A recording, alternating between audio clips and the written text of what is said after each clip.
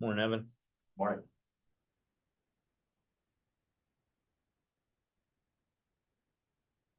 Commission meeting is live. Good morning, welcome to the May 12th meeting of the Riley County Commissions. Please stand and join in the pledge of allegiance. Pledge allegiance to the flag of the United States of America, to the republic for which it stands, one nation, under God, indivisible, with liberty and justice for all.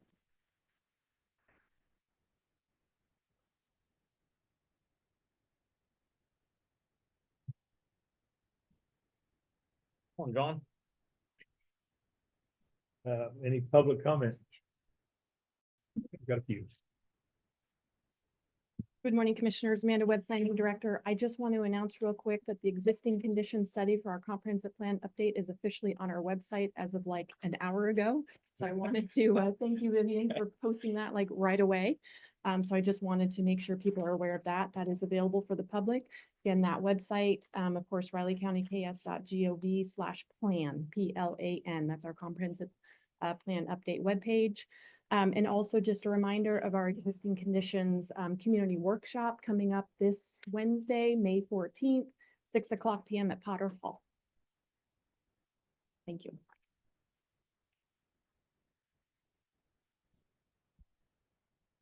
Good morning, Evan McMillan, Public Works. Just wanted to give an update that the transfer station will be closed on Monday, May 26th for Memorial Day. Thank you. You're a little early this year. Anything else? Go ahead, Sean. Okay, well, I'll start off by wishing all the moms out there a belated happy Mother's Day. Pretty nice out yesterday, so probably a pretty good day to get out and do some stuff and spend some time with family and friends and doing something fun, I'm assuming. So hopefully everybody was able to do that. Thursday afternoon, had my monthly meeting of NACO's Veterans and Military Services Committee via Microsoft Teams. After some introductions and welcomes from our vice chair, Saboian Norris, Division Director for Veteran Services at Wake County, North Carolina. She also then followed up with a presentation on Veteran Affairs Service Purchasing Program Overview. Then we had a legislative update from our new legislative assistant, Kevin Moore, who's with NACO, obviously legislative assistant. And he updated us on everything taking place on Capitol Hill militarily and veteran speaking. Had a general discussion on some programs of service happening around the country. And then we wrapped up the meeting for the month of May. Also on Thursday afternoon, I had a pre-screening with my doctor to get ready and updated for today's round of testing. And to complete the necessary paperwork and other items to get ready for this afternoon. So hopefully it goes by fast. Friday afternoon, I met with Darren Solden from the Manhattan Area Chamber of Commerce to discuss a couple relevant topics, some economic development initiatives, and toss around some ideas and thoughts on a couple of projects that are kind of in progress. K-State baseball won 2 out of 3 over the weekend versus West Virginia, number 12 West Virginia was, I guess, at the top of the Big 12 standings still, I think. I didn't look as this morning stuff. I know that tournament will be happening not next weekend, but the following weekend. We got one more series against Cincinnati on the road. Let's knock on wood on that. Did I hear this right? The K-State women's golf team's playing in the national championship round? Yep. Yeah. That's the Augusta women's champion and now this, so good for them. Yeah, that's a great way to end the 2024 and 25 academic or athletic year. So see how that goes. Go Cats. Did a few things at home over the weekend to get caught up there. I had a chance to go through today's materials and budget requests just to be prepared and ready to go. That's about all I got. Okay, well, Friday, I was down here in my office and I met with the county clerk. We had a fairly long conversation on county issues. Then in the afternoon, I went to a pre-law board meeting at the police department. We went over budget requests for 26 and other issues facing the RCPD, including the animal control resolution passed by the city commission last week.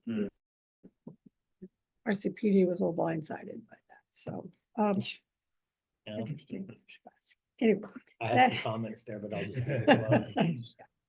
That evening, I attended a Feed the Future fundraiser sponsored by the Raleigh County Democratic Party. It was at the Weefall Pavilion in the city park. And the money raised will go toward paying off a large outstanding debt for free school lunches in the schools. This featured speaker was Senator Cindy Hochler of Johnson County. It was really a good speaker. Saturday, I had lunch at the Parkside Cafe. It was an early Mother's Day lunch with several friends. And then Sunday, I attended church services, then I had a quiet afternoon at home. Didn't, my daughter's in Virginia, so that wasn't, not a lot of celebration for Mother's Day. It wasn't for me either. It's Yeah, first one without one, so it's kind of weird. yeah, that's tough. Mm. I have a couple friends who've been going through that too, so. I also went over today's agenda documents, which took most of the afternoon. And then I wrote minutes for our church's personnel committee, the recording secretary. That's it. Well, after our meeting Thursday, I had a meeting with Elizabeth Ward regarding several personnel issues. Got some stuff to go with you guys later. Saturday was a great day. Attended my granddaughter's graduation from Park University. Park University. Used to be Park College up in northern part of Kansas City. It was a nice ceremony. It was long, 2 hours, but they do, K-State divides it up, so, but they're small enough, they do Everything. everybody at once, the the masters and the bachelors. Mhm. And there was a big crowd there. It was at the Cable Dahmer Arena. yeah. I've never even heard of it before. Oh, yeah, definitely heard of it. One of those places you can see, but try to get to it. You can see it from the interstate real easily. Right there. But trying to get to it was a bit of a challenge, but we made it there. It was great to see her graduate. So that's, we're ready for business. Okay, first item, Commissioner 2025 Solid Waste Management Plan Annual Review.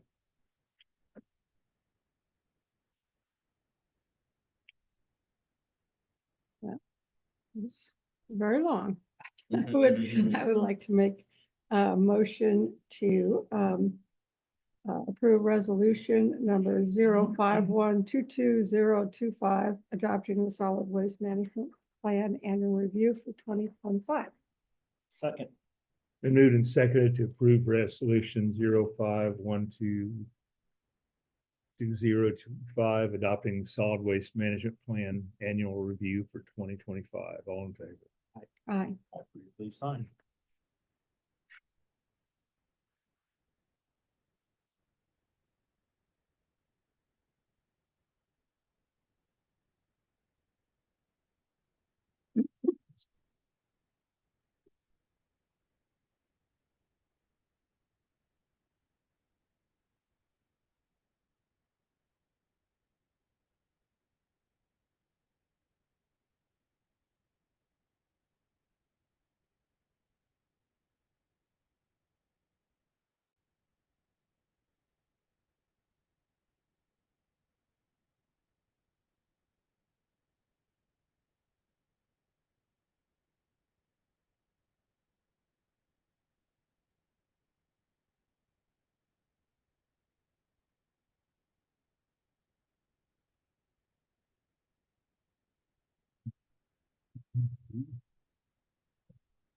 Yeah. for this one.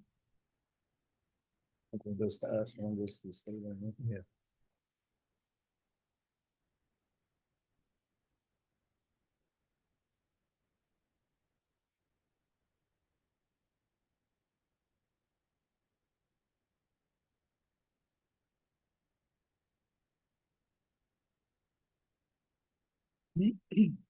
Next, Commissioners, need a motion to accept Frank Hagenmeyer's resignation and appoint Joey Brenner as Jackson Township Clerk.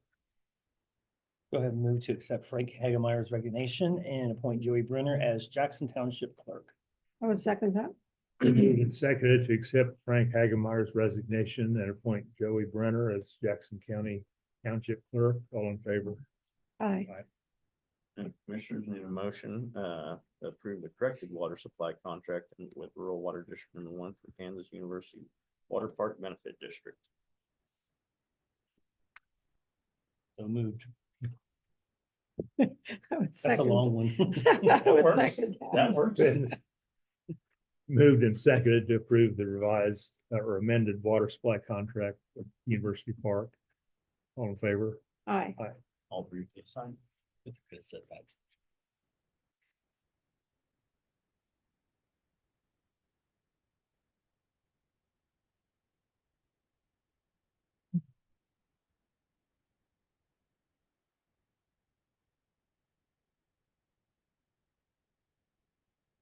Chairman. Oh, sorry. Yes, it is. All three. Okay.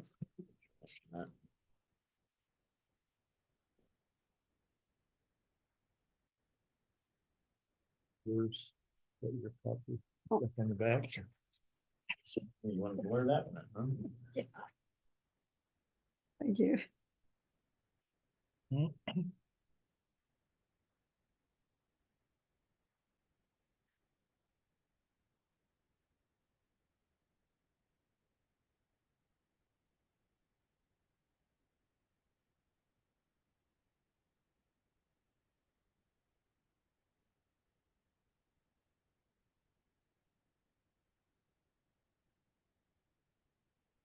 Next, Commissioner, need a motion to approve and sign the Older Americans Month 2025 proclamation from May. Okay, I would make a motion to sign and approve the Older Americans Month 2025 proclamation for May. Second. Been moved and seconded to sign the Older American Month 2025 proclamation for May. All in favor? Aye. All three please sign.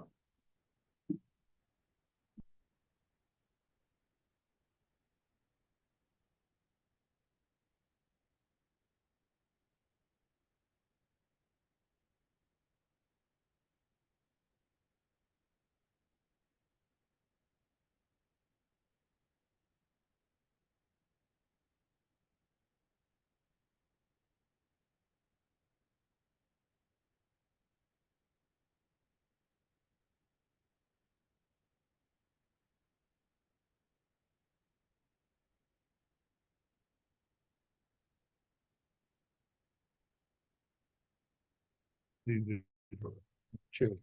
The other one's not Yeah. Chairman, on this one. you and John both.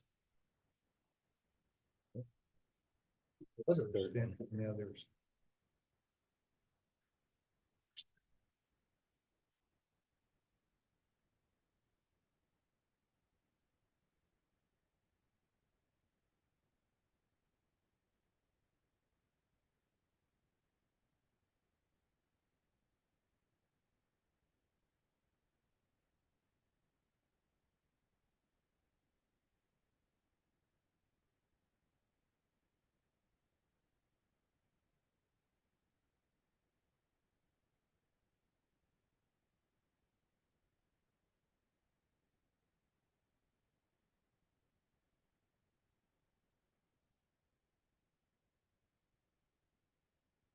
Next, Commissioner, need a motion to approve proclamation for National Public Works Week, May 18th through the 24th.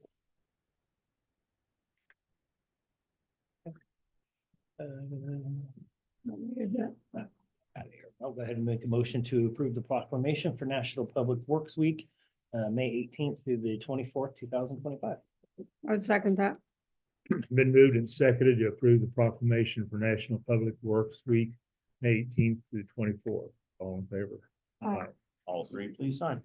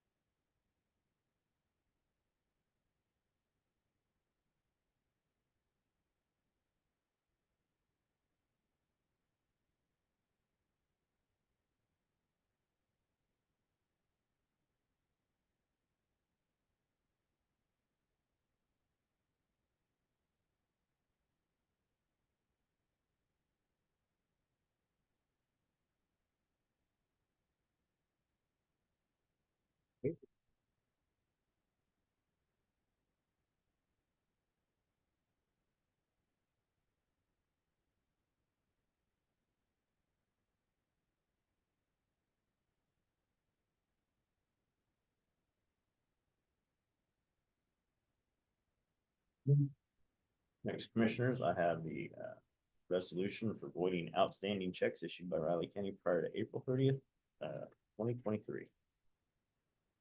I make a motion to approve resolution number 051225, resolution for voiding outstanding checks issued by Riley County prior to April 30th, 2023. I second that.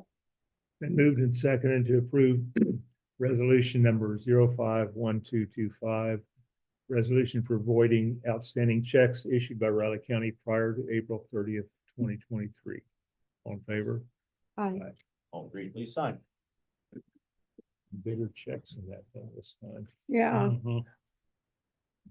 Well, there, I know, under the treasurer's checks, there was one, tax sale refund check that we wrote back in it was from the 2023 tax sale. They just never cashed the check, so all of those I'll be sending to, I'll be going ahead and sending those to Mountain Property. So that they can claim them that way. The AP checks by statute, those all just get put back into the fund that they were written out of, so. And on those, most of those AP checks were, jury checks that, Oh, so that's the majority of those checks. Lot of trials that year too.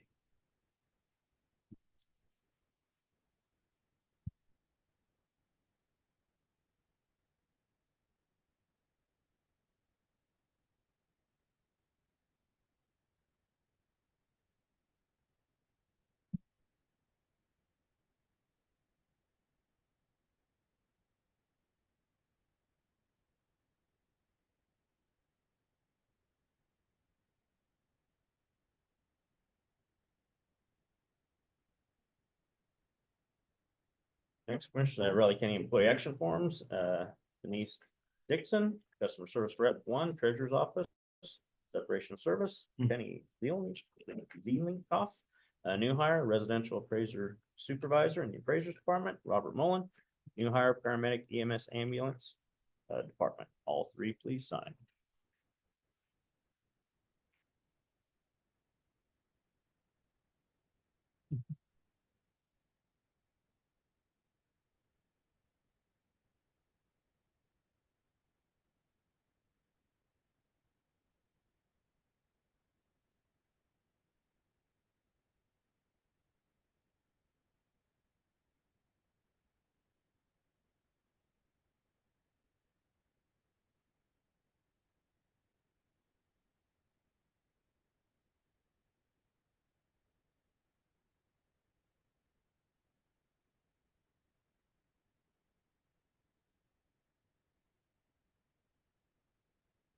never done that before.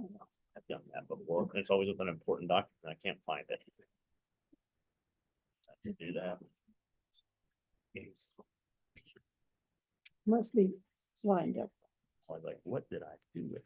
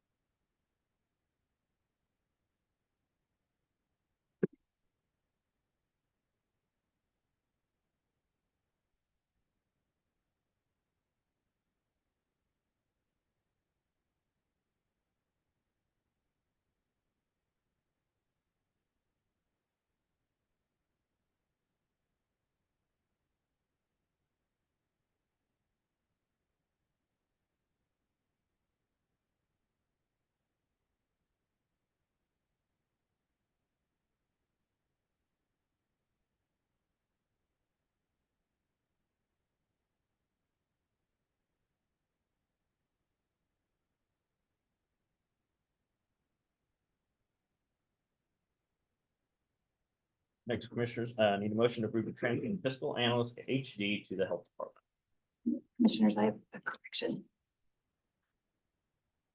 Good morning, Elizabeth Ward, Human Resources Director. I just wanted to make one correction to the car.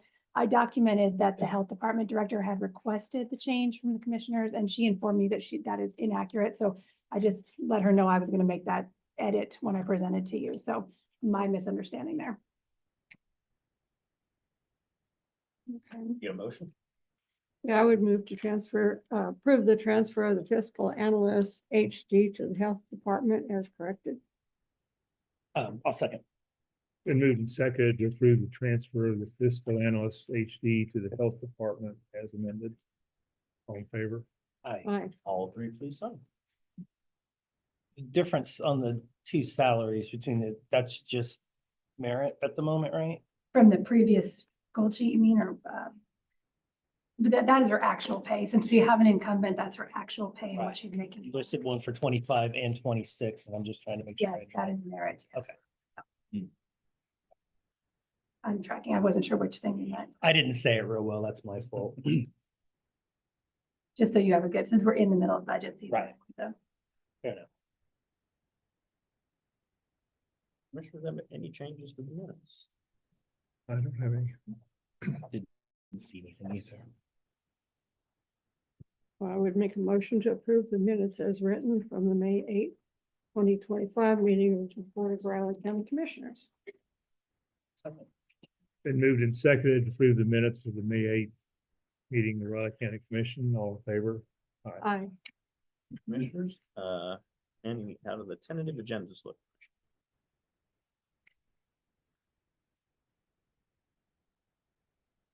Fine. Yeah, that's fine. Any items for next week's press conference, Commissioner?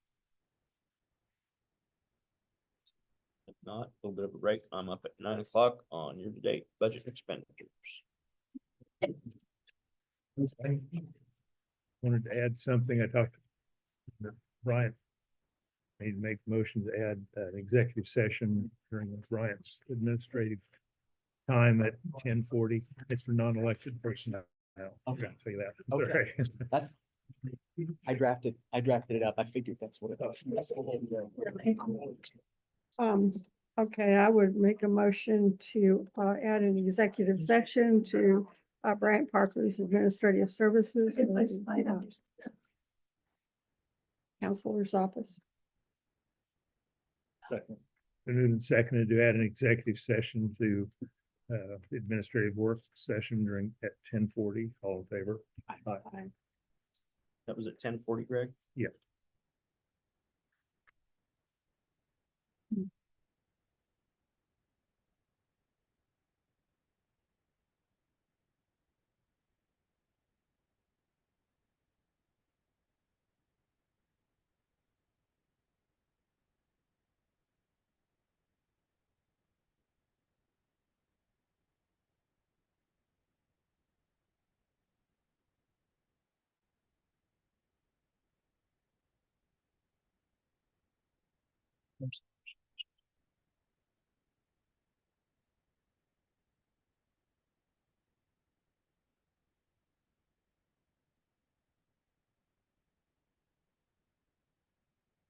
You got one for the first executive session?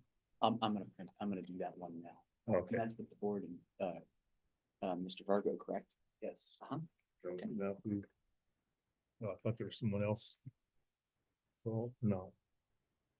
I don't think, in personnel, you usually don't put names, Okay. just like the last one you Okay. just did, Alright. typically. I thought, I had the same thought originally too. I was like, and I went back. I think it's, That's typically how we do that. I think it's you and Michelle Reed should be listed. Well, and even in personnel matters, yeah, that she's probably right. You generally have staff that's there for, so yeah. We want to, Michelle Reed is HR. As Okay. far as that, I guess that'd be correct, sorry. That's okay. I think I drafted one for you, Jacob's word verbiage, but Brian's probably be more accurate.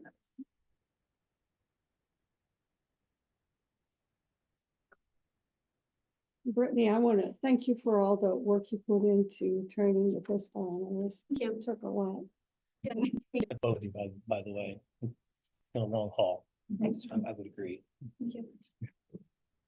One thing I can give the county commission confidence in, she is a sharp lady. She will do a good job. She is very good as far as employee. That's definitely the type of employee we want here. She'll be good in that position. She knows her stuff.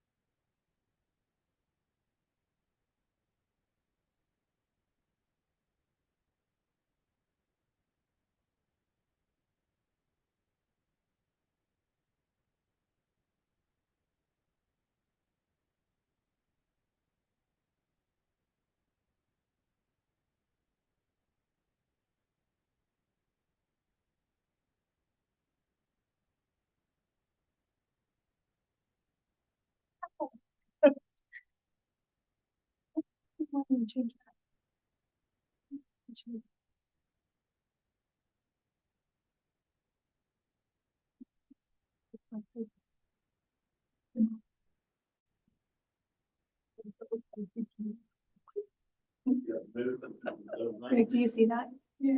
Greg, do you see that up there? The budget section that's yellow, Which one? the yellow budget section that says 2024. Yeah, I was just looking at that. We did after the last meeting and changed that. I have no idea how that got that way. I said, I think it's possessed. So, sorry, I apologize. It should be 2025. It is the numbers for 2025 and Should be past 33% too. Those come off of our reports. It calculates 33.3. This is April. Last month was 25. Third of the year. that's a April's the third of the fourth year, month. right? Oh, yeah, 12. 12 months. They added 2 months. Yeah, I think that's right. Yeah. I'm like, I'm doing the math in my head. Yeah. Yeah, but the 2024 is not right. Dang it. It's on the next one too, because I went right after this. meeting, I went back. I don't like it anymore. It's 25 on that one. So I was just apologizing to the commissioners because I miss Catherine, who's the one that caught it last. Gotcha. No, Yeah. didn't get it changed. Well, I went back after this meeting last month and Changed it? changed it, and I don't know Then you how. pulled the wrong file to update it. I don't know. I apologize. That's what happens. Well, but if you look on that next one, it says year-to-date 2025 and then the 2026 budget. This one here. Yeah, scroll over to the right. That's just it. That's just it. I'm just. Oh, yeah. I'm just gonna stop. I'm gonna stop. Okay, well, that's. Guess we need to go I back to have big no cheap idea how tablets and irritating scribbles. right now. It's a lot easier. It's a lot easier. I really like my big cheap tablet. I do too. You ready, commissioners? Yeah. First report, 2025 year-to-date wages and overtime compared to budget.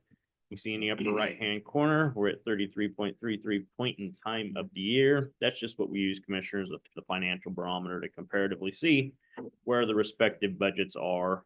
In this first part, of course, is wages and overtime. You can see the percentages on the far right. No huge concerns at this time, other than I would look down at, number 30 down there, separation of service. It's one of those things we see continue to go up quite a bit. That's the payout for those employees that are leaving for retirement typically. I think as Elizabeth pointed out in her last report, we have a lot of people that are eligible for retirement, and some let us know, commissioners, some don't. And so when we give you the budget number, it's our best swag at the point in time. We continue to seem to miss it though the last several years because we have so many people that are Bonus eligible. has increased. Excuse me? There's in that, when it gets there, it's increased pretty good this year. Mhm. Getting Yeah, a lot yeah, out. no, I we did. increased it a lot. We did increase it a lot this year. Yeah, hopefully we're not short that year. It depends on what you guys approve, but yeah, hopefully we're not short again, but that's just part of how it goes. Point out always like to point out the center column there, the percent of money spent on overtime. In the past, way past, it used to be concerned with commissioners. We're only at 1.85 overall. We know the biggest contributors. Of course, the one that's obvious, EMS, ambulance, that always gets everyone's attention that aren't familiar with these reports. Of course, they're a 24/7 through 365 operation. The overwhelming majority of their overtime is budgeted and is anticipated. It's come down quite a long ways from where it was It has, 3 by years adding ago. that staff Yeah. and yeah. That has been you would not believe the amount of work, Close to 20, Elizabeth and 24. David and their supervisors have gone through to do that, to readjust, what their standard practice was previously, to find other ways to do it, to reduce that down. And so it's been a long haul to get to this point, but they did a lot of good work to get there. The other ones, a lot of times they have higher overtime, public works, noxious weed, solid waste. It's just typical to the nature of their business. And of course, when emergencies or disasters hit, flood, whatever, high winds, they're the ones out there picking it up, snow and ice. And so we do also budget 8% in overtime for those respective budgets. So I think we had a pretty hard winter this year. So, and early, early in the year, which is never good, because who knows how November and December are going to be next year, or even, storm season through the summer. So But John does budgets with an intention of having more overtime, so, yep, all of those budgets do. Commissioners have any concerns or any questions on those budgets? Adult services down below their community corrections, you see, remember how they made us split it out this year differently. They're just a little bit above on a few of them, but we keep an eye on it. Any questions? Those would be one, of course, personnel is the largest item and the overwhelming majority of the departments. And if that would continue, possibly budget amendments at the end of the year is what it could lead us to. We will see. Hopefully not. Next report, commissioners, regular salaries, seasonal and overtime. Just a little bit more detailed breakdown on that report above. Commissioners have any questions on those other than the years on these reports? We will attempt to get changed. Yeah. Any question? Any question on that? that can't be changed, right? So. At least whiteout, it would work and stick, There are advantages. Any questions on that, commissioners? Okay, next report, we have 2025 year-to-date budget activity.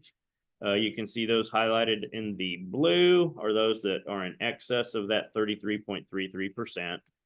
Emergency management, juvenile detention, budget appropriations, of course, those are all cyclical based on when we have to make those payments out. Of course, everything on this first page is within the general fund overall, so it's only if the entire fund would be in excess that it's going to be required to do a budget amendment. Always like to point out county general, which is 3 lines down below budget appropriations. It's hopefully always atypically low at 14.71%, and that's because of the budget stabilization amount we have in there. Any questions on that first page, commissioners?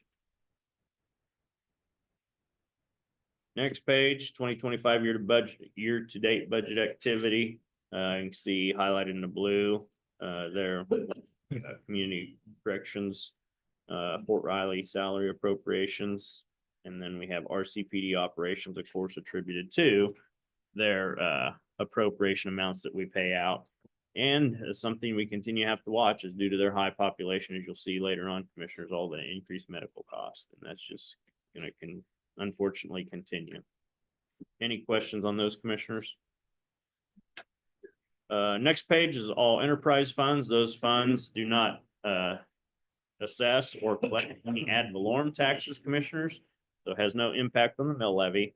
It is paid by user fees and special assessments.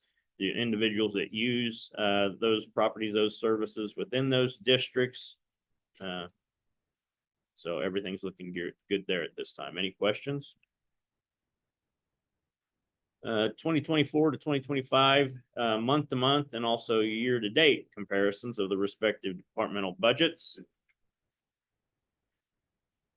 Just a report commissioners asked for by now decades ago to kind of get a snapshot to see how departments are spending comparatively to the previous year. Some it may be a little bit better comparison than others, but like elections, it's not really a good example. County general personnel, that's what we just talked about there earlier. That's for separation of service. Of course, we're high right there now. I always like to point out the 4.25. Budget stabilization, that's what attributes to why the county general on that first document is typically lower, like the 14.7% that it is right now. Any questions on that, commissioners? Next report, 2025 year-to-date budget activity for RCPD. Good snapshot of where we're at to this point in time, RCPD expenditures. I like this next report a little better to show us comparatively where we are the previous years. As you can see, physician, where we ended last year, where we're at already this year. Unfortunately, that puts us well on track for a record in the last several years, which is not a good situation, commissioners. As you know, by state law, we're required to pay for inmate medical expenses. So we budget what we budget, try to get the best number that we can. But no matter what, if an inmate needs medical services, we have to pay for that. And it could be tight in the budget for RCPD this year to where we may need to come to you and talk to you about potentially increasing that. Any questions on that? Another one I always used to like to watch, and still a good one to watch, is the building maintenance there, kind of in the middle. It's done really good the last several years, but you know, one big facility issue and that price can go up a lot. And it's another thing where you generally have to do it if it needs fixed. Any questions on those? Of course, the largest one's the bottom one, budget appropriation, but we're statutorily obligated to that. Any questions on any of those? Okay, a little breakdown on ACH, Advanced Correctional Health Care's monies that we spend for inmate medical. You can see that county inmates numbers are running around 126 right now. And of course, I think the commissioners are aware, and of course, two of the commissioners are on the law board that know that we're even having to, just because of the number of males and females and how the pod structure is, we have to outsource for some services for inmate housing. So that'll continue to make our cost increase as well. Another thing I didn't mention earlier. Any questions, commissioners? Of course, I know RCPD's and their budget discussions, so we'll see the impact of that on our overall budget once they submit that. Commissioners, take time to go through those reports in a little more detail, and have any questions, let us know. Next, commissioners, you have Mr. Elman at 9:15. Thank you. Sure.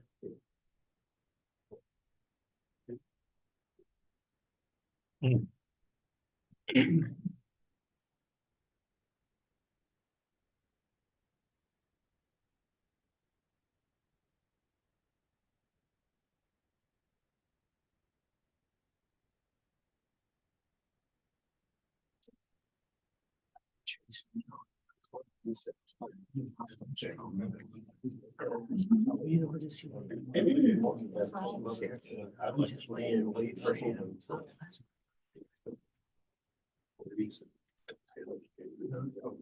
You do. David called me. Frank is a leader.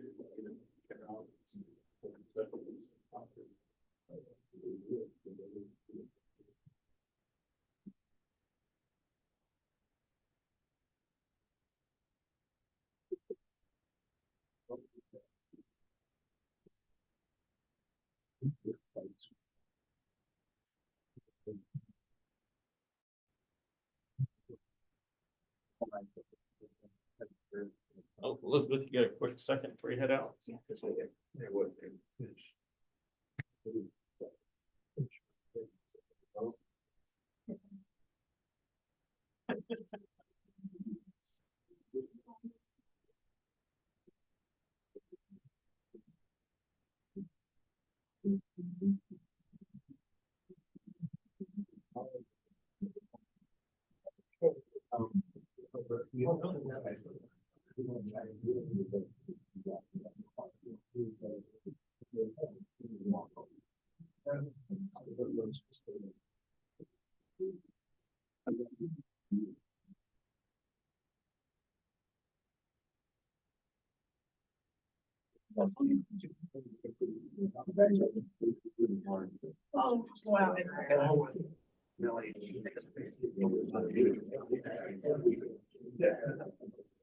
I always have.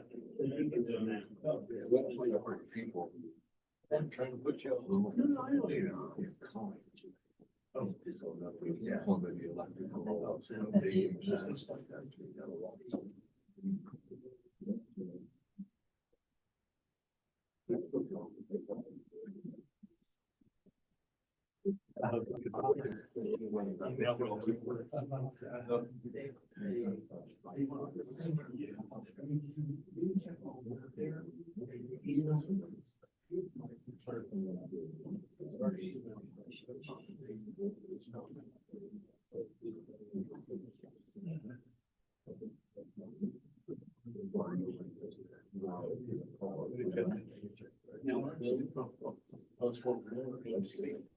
I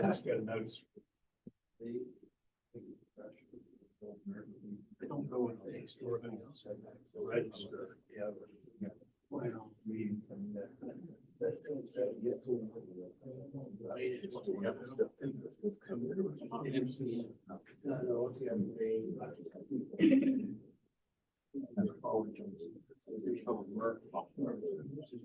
Well, Cat's next one away. Yeah. we need to talk. I think that's it. I don't think there's any midweek game either. There's no midweek game. I just said probably for good reason.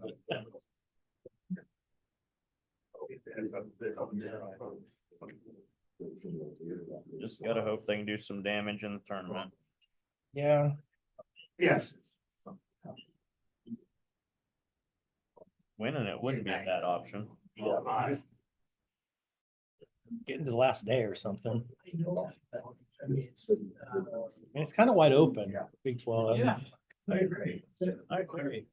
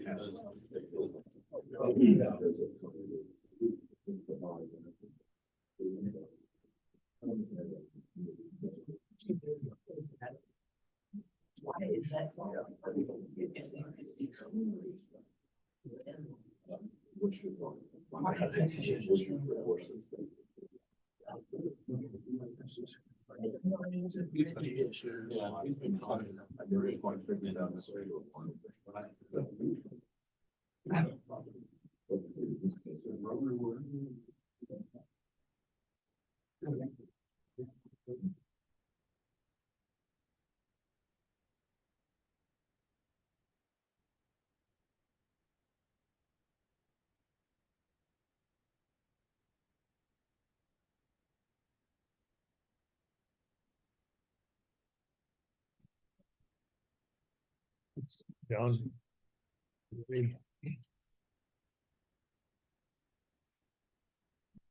Good morning, Commissioners. John Ellerman, Public Works, with my monthly project update. Some projects going on yet. We're still waiting for easements on the Winkler Mills Bridge. That I think was in the middle of some property changing hands, so kind of stalled our easement talks. until- I think till after the sale. And so, yeah, that's kind of put us behind, hopefully, and also Evan's applying for cost share with the state, so kind of the process that might push us later in the year, but hopefully we can still get that bid out by the end of the year and get that started this winter. Marlat Road, we had our kickoff meeting a few weeks ago.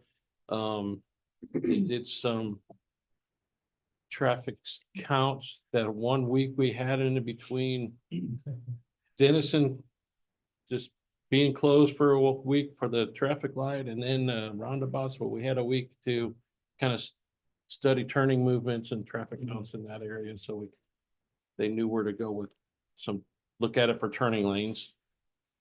And so they should be able to start survey work whenever their surveyors are freed up if they haven't already begun.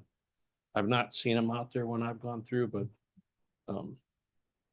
could be soon, if not.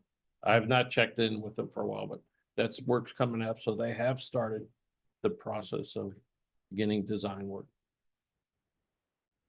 Window replacement project. We still have some continuing talks with the contractor.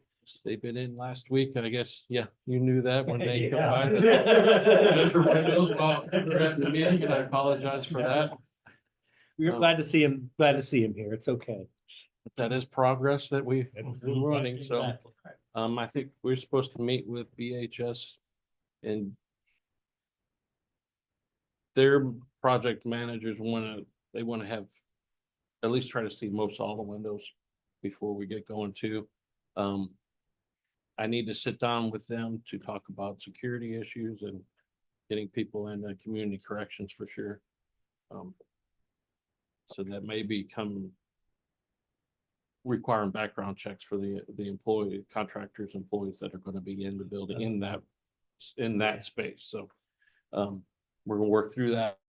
That shouldn't be an issue. And as of right now, we're still looking mid-July to start the project. So I'm trying to figure out how and where I want to have them start. And maybe some of the security issue may change where I initially wanted them to start. We have some issues with the elections room downstairs here, that one window in that, to get it done before elections really kick off, so we're not interrupting that. And then the community corrections room, maybe our top first ones get started, and then they can kind of move around the building as they need to. Elevators. We've got the contract signed. Probably they should be doing some pre-inspection work, making sure all the systems we asked for are right and getting their parts ordered. That could be a month or so for parts. So hopefully as we get a little closer, it gives us 3-4 weeks to be able to make notice of the need.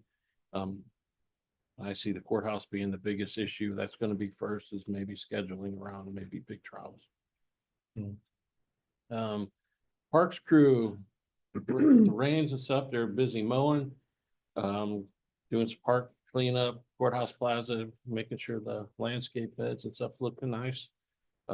Spraying pre-emergent for weeds, and they spent some time planting more flowers and new annuals at Keats Park. So making that little island there looking a little nicer. So the operations crew finished up work at Zendale Fire Department. They poured the concrete driveway, fixed the culvert in there, so that's all finished. Asphalt crew's been shouldering Green Randolph Road and doing patching potholes as the rain stays away and lets them do that. So this week they should be out filling potholes and getting all ready for a real good week. overlays and stuff this week. Yeah. Bridge crew doing small structure inspections as they do every year, and then with the waters and rains, kind of cleaning debris out from around the bridges to keep them open up. Grading roads and hauling rock were needed. Hauling rock for sure on the roads and straightening them up, shaping them up for the dust control. Hopefully that comes here next couple weeks, 1st of June, maybe. We sent 4 employees over to, I can't remember what, Topeka for MUTCD training, traffic control device training on how to set up, especially for construction projects, making sure our right signs are up in the right places in the right order. They'll be going through applications for the operator 2 and the mechanic position this week. Hopefully get some interviews set up. That leads into the open positions we have. Actually, we made an offer and our employee accepted the purchasing agent position, which is why we have the mechanic position open.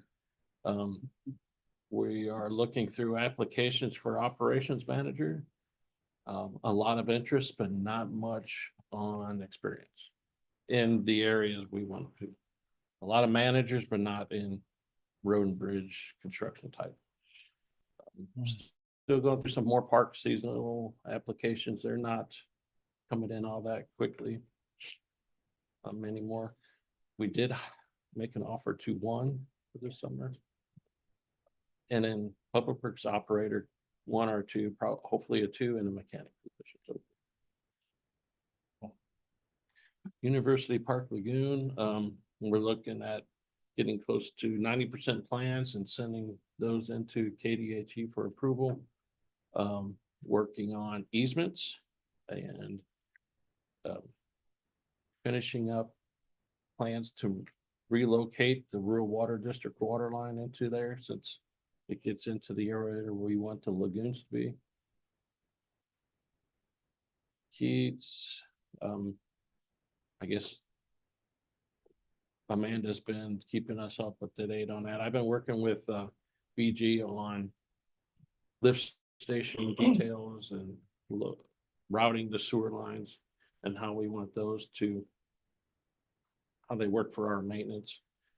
We've had to relocate a few lines just because of depth of manholes and trying to stay away from too deep a manhole, those type of things. So that's coming along really well. The MS headquarters station, the last pay estimate was at 84% complete, at least for the money spent. It looks closer than that if you go look at it. The biggest hangup is probably going to be concrete, getting, as we move from behind the building to the front. Still have a few more weeks of concrete. This week ought to be really pretty good. Almost pushing too hot. Yeah, don't take long. Like I said, CP, this, the window project, they were measuring, getting those ready to do. I think, well, let's talk about that in a minute. Courthouse, the judicial center RFQs have been put out. Tomorrow we have a site visit starting at 9 o'clock. We've had about plus or minus 1 or 2, 10 consultants interested in the project.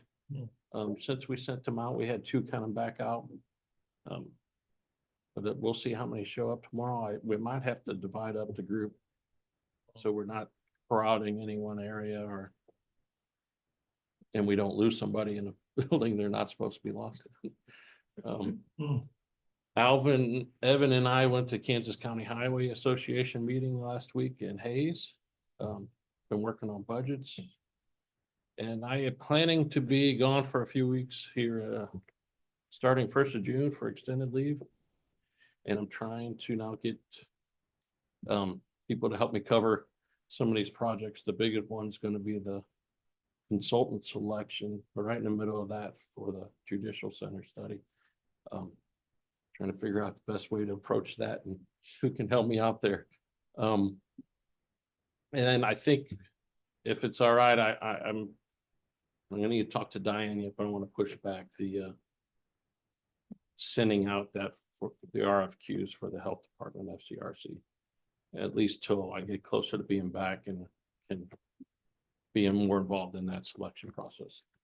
We're looking at maybe a month, 6 weeks tops, I hope. So, any questions?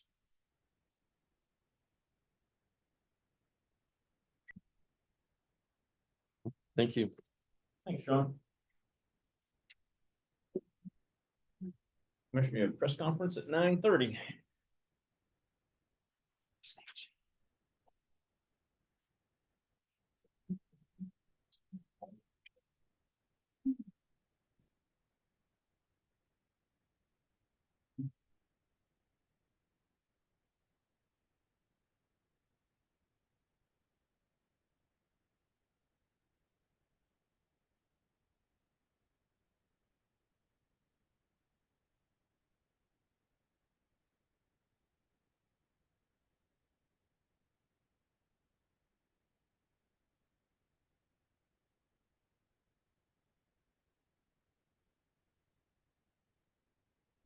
How many students go to that Parks University? Students with about 400 graduates. Graduates, really? So it's a good Between- size. between, like I say, could be a chunk of. Yes. Yeah, and there's a lot of internationals. Yeah. That's interesting. Was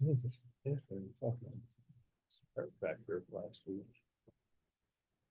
Mostly straight out, but it's, oh, that's got a degree.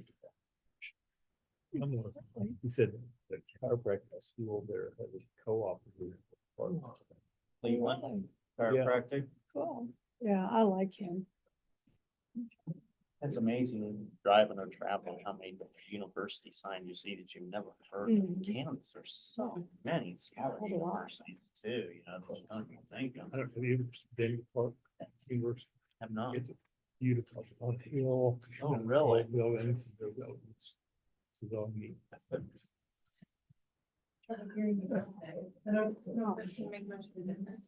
Well, it's, you know, it wasn't blocked by anything, so, you know, Yeah.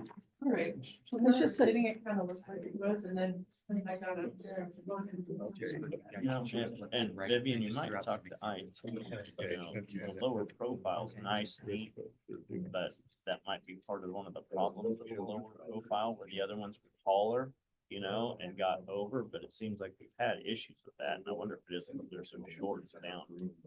and, you know, when you talked into it earlier, it sounded okay, but maybe coming this way. We turned down too, he said, "How'd that internet go?" Trying So.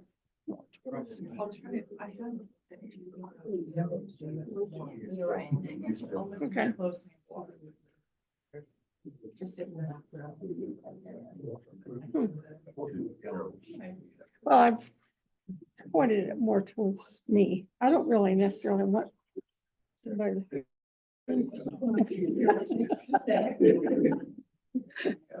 Okay. Okay, I'm just Sorry about kidding.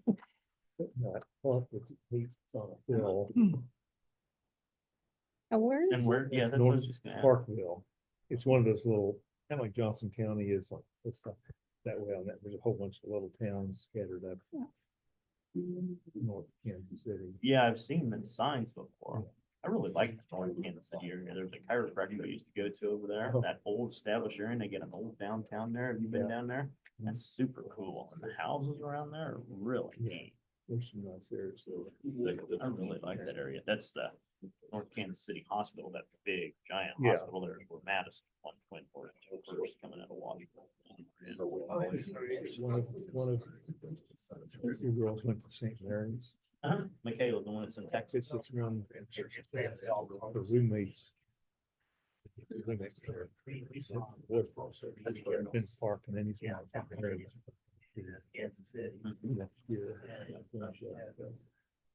Main thing about Leavenworth is, you know, we had to find an apartment quickly. They are so lacking on rentals, and especially decent Well, rentals. yeah, I was gonna say, there's plenty of Yeah. junk up north. They are so short. That is definitely an investment opportunity for someone who think. Yeah. Okay. This one, right? Yes.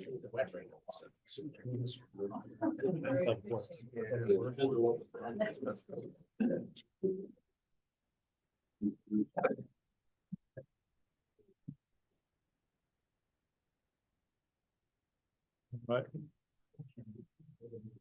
You're first. All right, this is the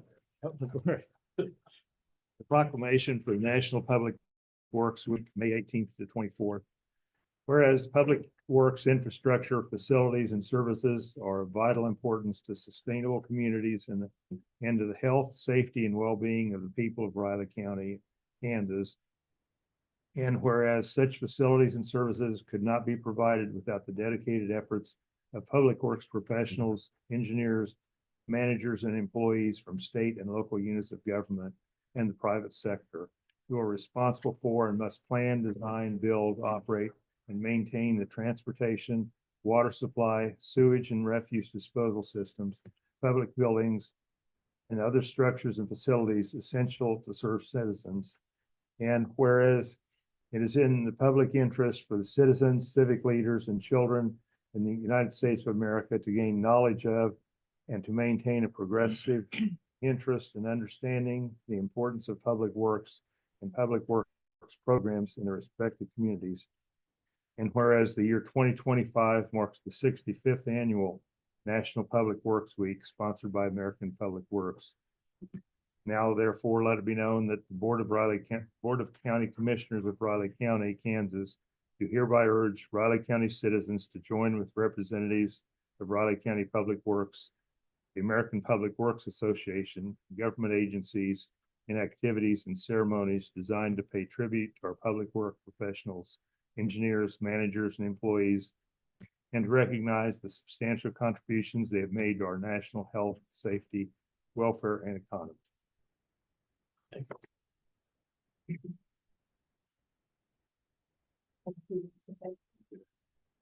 get a picture. I get a picture. You have to have a picture with me. Then you have a speech, That's don't the you? price that you pay. That's your bad.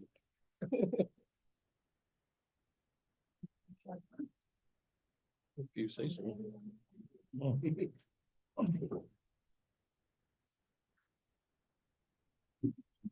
Yes.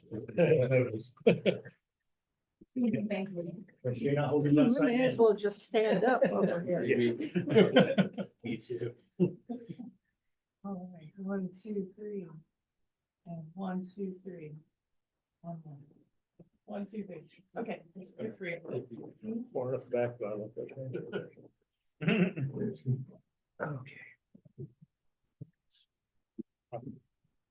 Everyone of you are up for this one, do that?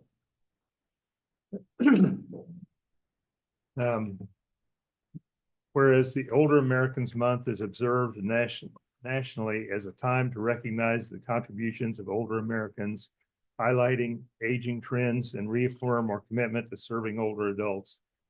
And whereas the 2025 theme for Older Americans Month, Flip the Script on Aging, focuses on transforming how society perceives, talks about, and approaches aging.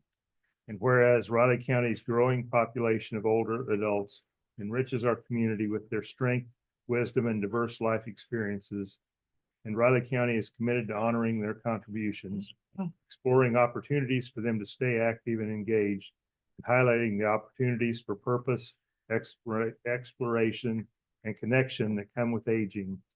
And whereas the senior centers of Leonardville, Manhattan, Ogden, Randolph, Riley, and Zenedale, and the Riley County Council on Aging, in alignment with the 2025 Older Americans Month theme, are dedicated to empowering aging and educating and encouraging older adults to prepare and plan for the future while activity participating in the present actively. Now, therefore, be resolved that we, the Board of County Commissioners, do hereby proclaim the month of May 25th as the Older Americans Month in Riley County. Thank you, sir. All right. Appreciate it. You got any comments? Well, I appreciate it, and I certainly want to make known that the commission has made a great effort to work with senior citizens. And one of the things you mentioned, that senior citizen population is growing. The one shocking thing to me is that many of my former students I taught to that age population. It's hard to realize some of them are in their 70s now, so so it is growing. So we appreciate it. Thank you very much for the honor. Thank you. Appreciate it. Thanks for all you do. Appreciate it. Okay, that'd be great. You want- Take a picture.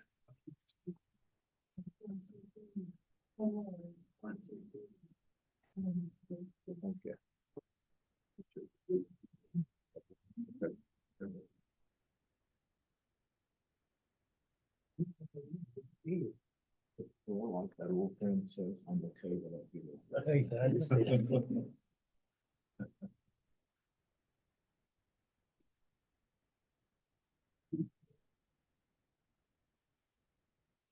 One more quick one. Oh, one more, Catherine. Oh, okay. And 1, 2, 3. Thank you very much. because of all you get, the number of people coming to the senior citizen is.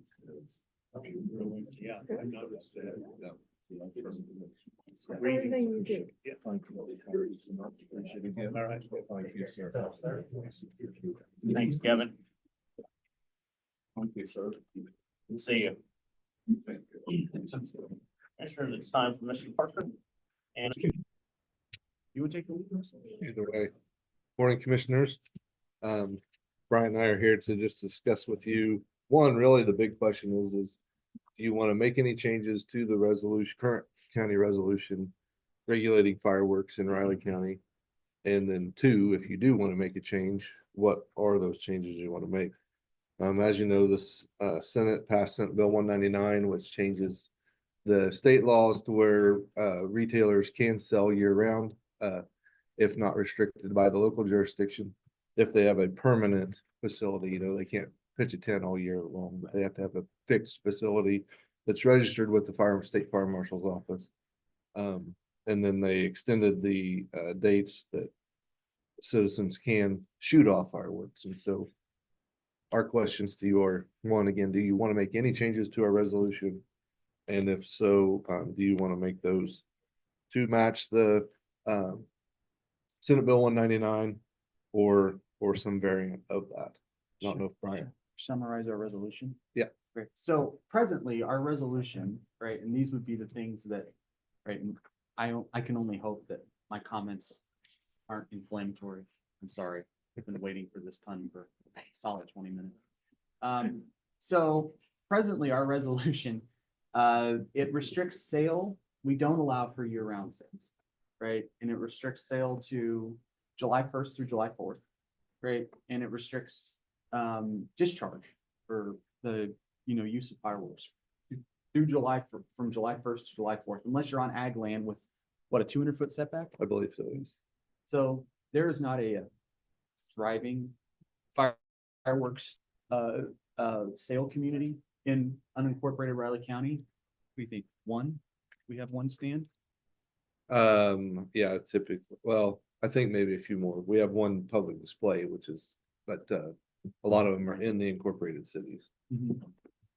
So not many, right? But the first question, and as you'll look to in the possible motions, I really tried to identify the 3 or 4 things that we would probably look at doing. And there's one that I didn't, that I did not ask, right?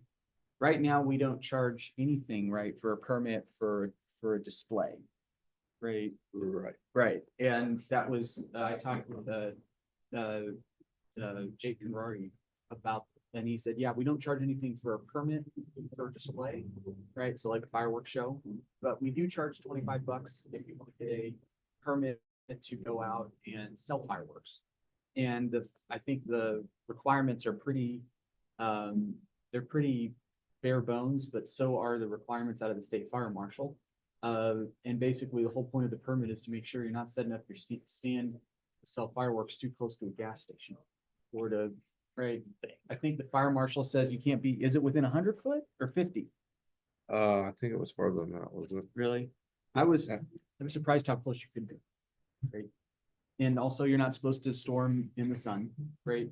My recommendations, if I would make them, right, would be that we basically update the resolution, if we are going to update it, to simply incorporate the language that the state fire marshal uses to regulate, because it does a pretty good job, right? It's pretty common sense, right?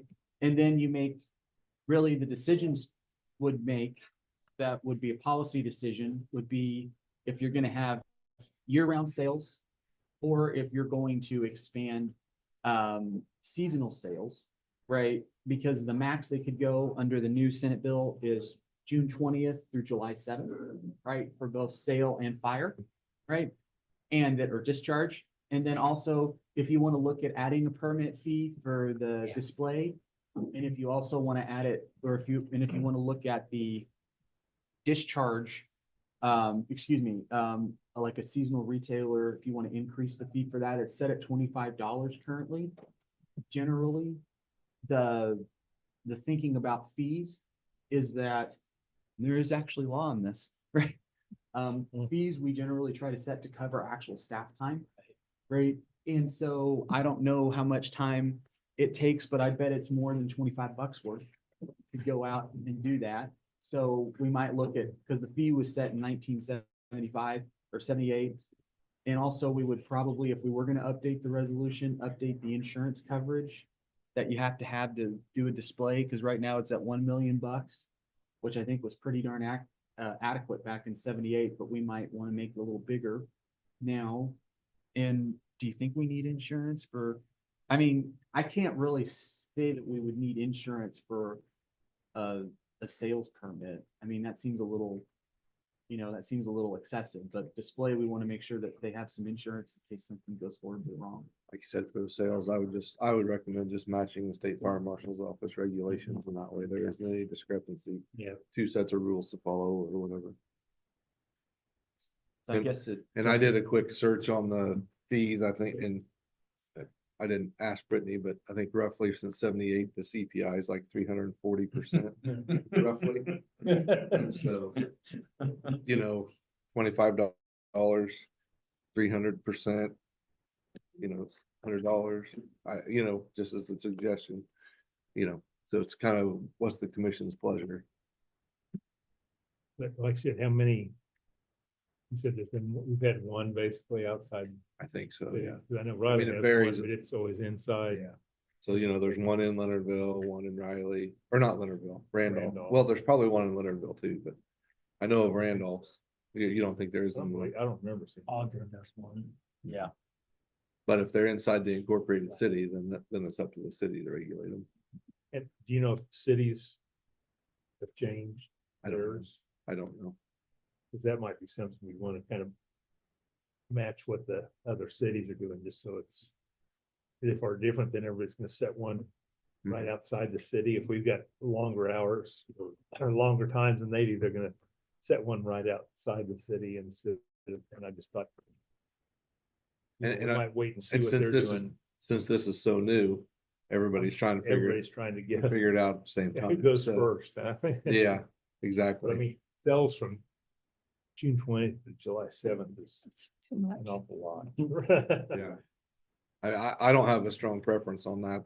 It's kind of whatever the commission's pleasure is. But I thought a lot of places had moved even to June 28th or something, so to the 4th, so it was a full week. I think that's what Riley did. I don't mind a week, but going past the 4th was a little too Yeah. much. Of course, I I mean, live in the on that city. note, and- on that note, if the 4th falls on Mm-hmm. a Wednesday or Thursday, and then people only have 1 day vacation and they want to get together on the weekend after. Well, I mean, that's what that'd be happens one this year. It falls on a Friday, so you have the Saturday and the Sunday. Right, that'd be the only consideration I would throw out about. I mean, letting them go on to the 5th or 6th, depending, I You mean, mean sales or? no, Yeah, you can discharge. Discharge. Discharge. And I say if it's okay in ag, then they can do anything. Mhm. Yeah, Yeah, I just, But again, I don't have a strong preference, but one thing for consideration would be trying to catch a weekend. well, I don't know if we can write a resolution for that, but If the first falls on Monday, that makes the 4th fall on Thursday, Mhm. and there's no weekend in there for families to get together and shoot it off. Would be something to consider. Some communities do that via special resolution, right? Or and if you're in a city, it'd be a special ordinance to say, oh, okay, we're gonna adopt this for 1 year. We did something like that for the year 2000, right? Which that we, Yes, They- Riley yeah. County did, yeah. Riley County did, so that you could shoot off fireworks to celebrate the new millennium. no. Mhm. well, special resolutions, okay. I like the way it sits. And then the fees, do you guys, do you have to go out and inspect it? Mhm. If they have one, is that part of the Correct. licensing, or I don't know, if it's license, whatever it is we have. Yes. But it does take some time for somebody to go out there and go through it, and make sure. it went right. Now, is that on just the temporary, Correct. It's- Yeah, it's not a if somebody problem. wanted to open up a fixed facility to sell all year, that inspection is by the fire marshal's office, the state fire marshal's office, But presently, we don't allow that in Riley. Right. Right, that's forbidden. under the current resolution. They have the right to control all of that.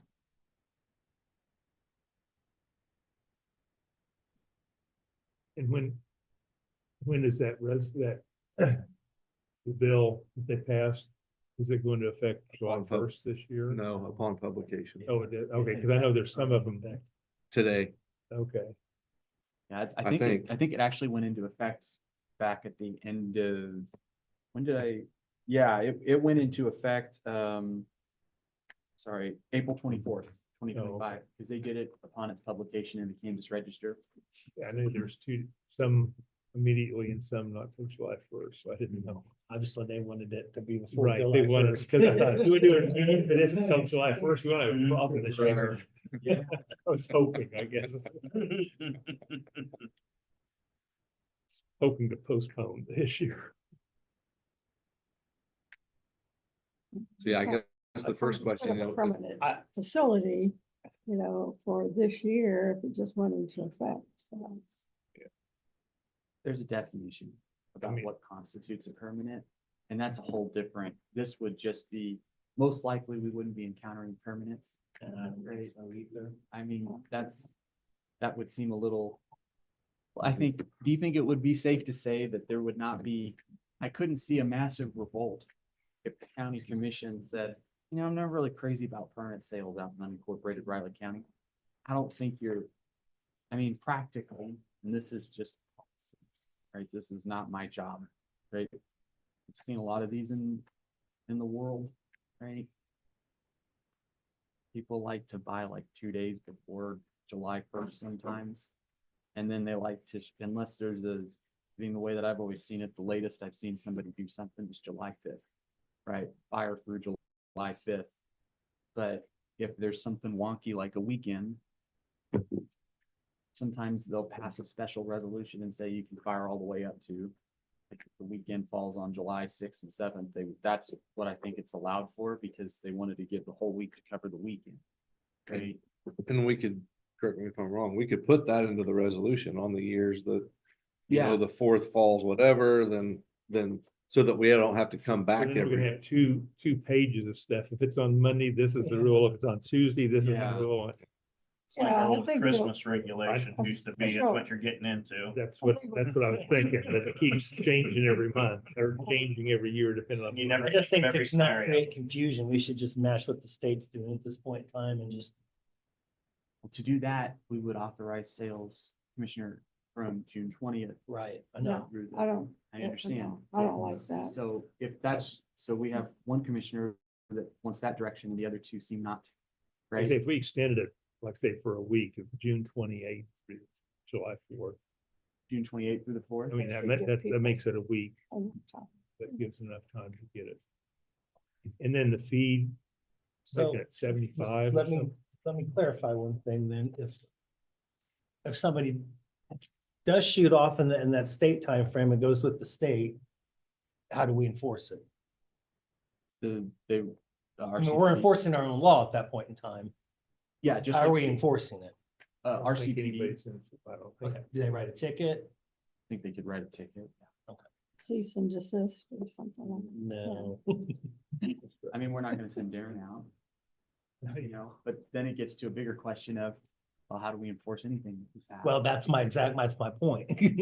Oh, right now, I'm prosecuting, and I don't think that that's, and this would technically, you could consider this to be a county code violation, right? So if Barry's office didn't want to handle it, it could be prosecuted through ours. I'm not advocating, right? And I'm also not advocating that we do anything specifically. I'm just saying, right, even if you were to do nothing, right? Or even if you were to match the states, RCPD, like if we did nothing, then RCPD would write against the state law. Right. Right, which they could do, right? We haven't had that traditionally in the past. We've had our own regulations, because our regulations, I think, have been more stringent than the states in terms of time. So we've had a regulation locally that regulates time since 1978.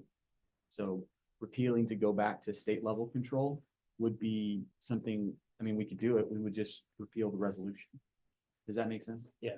So, and I can have a discussion with Director Pete about how they would go about and enforcing that from a county perspective. But yeah, they can write tickets for that. They can write tickets and then Barry and I can fight over who prosecutes wayward shooters offers of fire.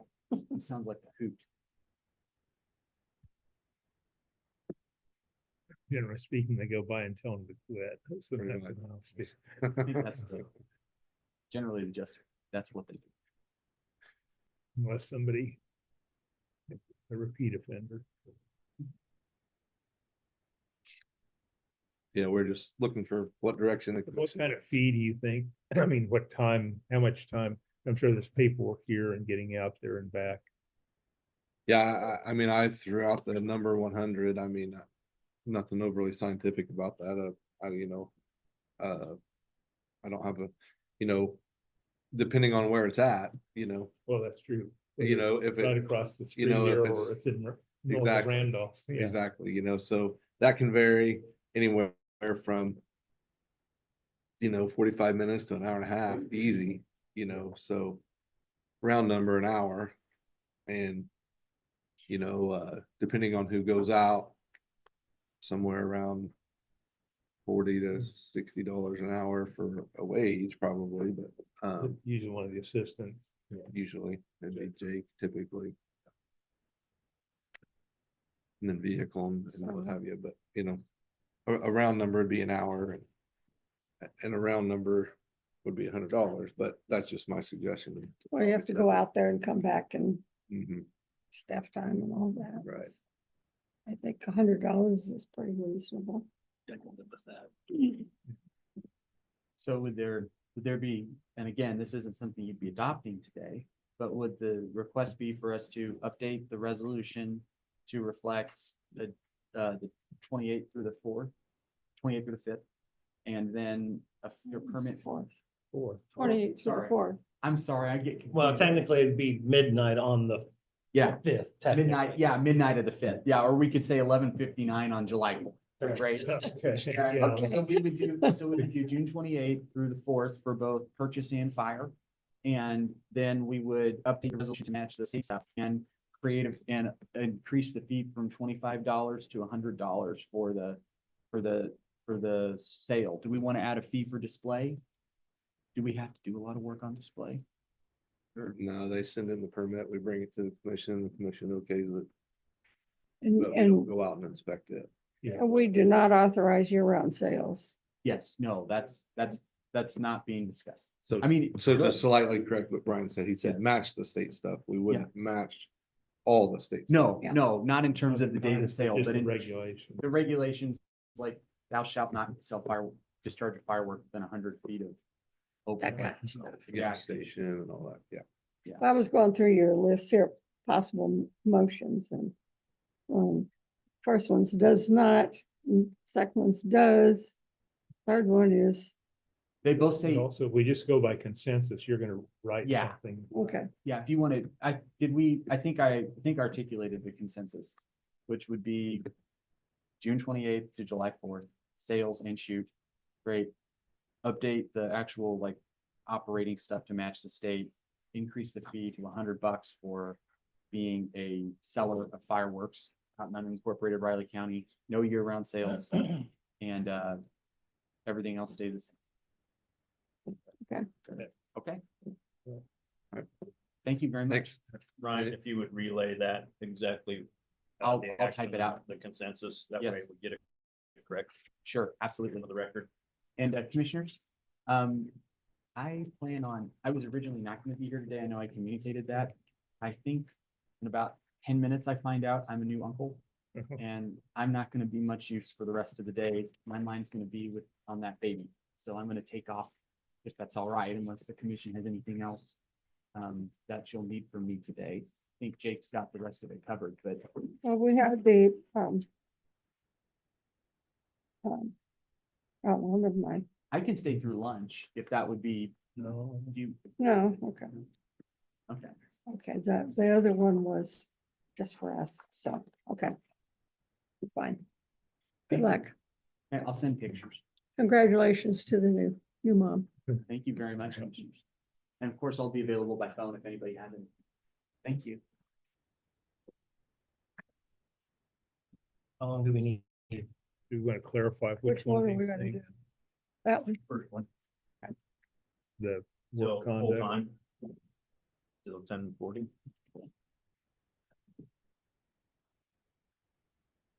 What did you say, Greg? You said for this, because he has all these different ones, which is discussing the, All that, but Oh, it's usually just performance matter of non-elected personnel, so, yeah, yeah, I don't know, I hadn't got to look at just that. delete all that part. We generally, the Attorney General has said we have to cite some reason. And so we generally use like work conduct because it's such a it's not a catch-all, but most of the time when you're going into executive session, it pretty accurately reflects because the things that we talk about in executive session are generally about work conduct, but sometimes it might be the terms of employment or if there's something else that needs to be there. I think that's the best fit, it seems like. Okay. just that. And 40.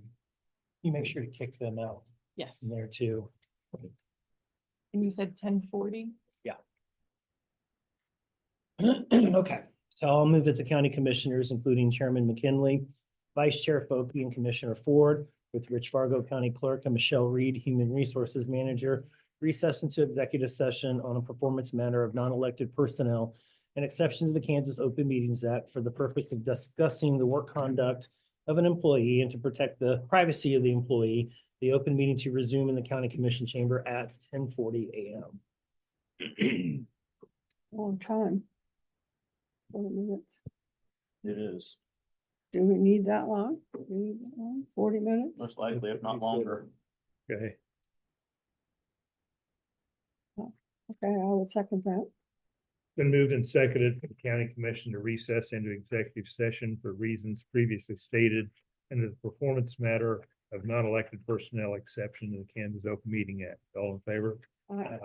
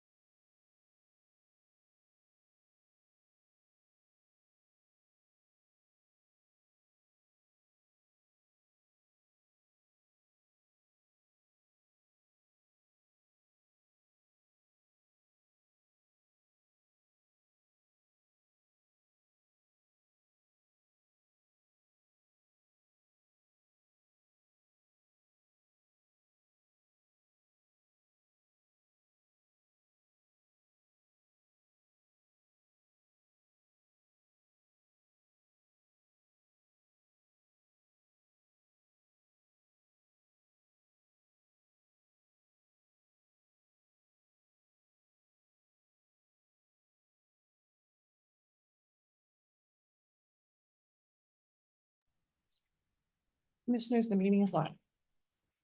Okay, I would make a motion, the Board of County Commissioners come out of executive session. I'll second. Been moved and seconded, the Board of County Commissioners come out of executive session, all in favor? Aye. I'd also make a motion that no consensus was reached in executive session. I'll second. Been moved and seconded, the record reflect no binding action was taken during the executive session, all in favor? Aye. Okay, here we go. I'll go ahead and move that the county commissioners, including Chairman McKinley, Vice Chair Foki, and Commissioner Ford, recess into executive session on a performance matter of non-elected personnel, an exception to the Kansas Open Meetings Act for the purpose of discussing terms of an employee with the employee and to protect the employee, the open meeting to resume in the county commission chamber at 11 a.m. I would second that. Been moved and seconded to the county commission, the recess into executive session for the reasons previously stated. The performance matter of non-elected personnel, exception to the Kansas Open Meeting Act. All in favor? Aye.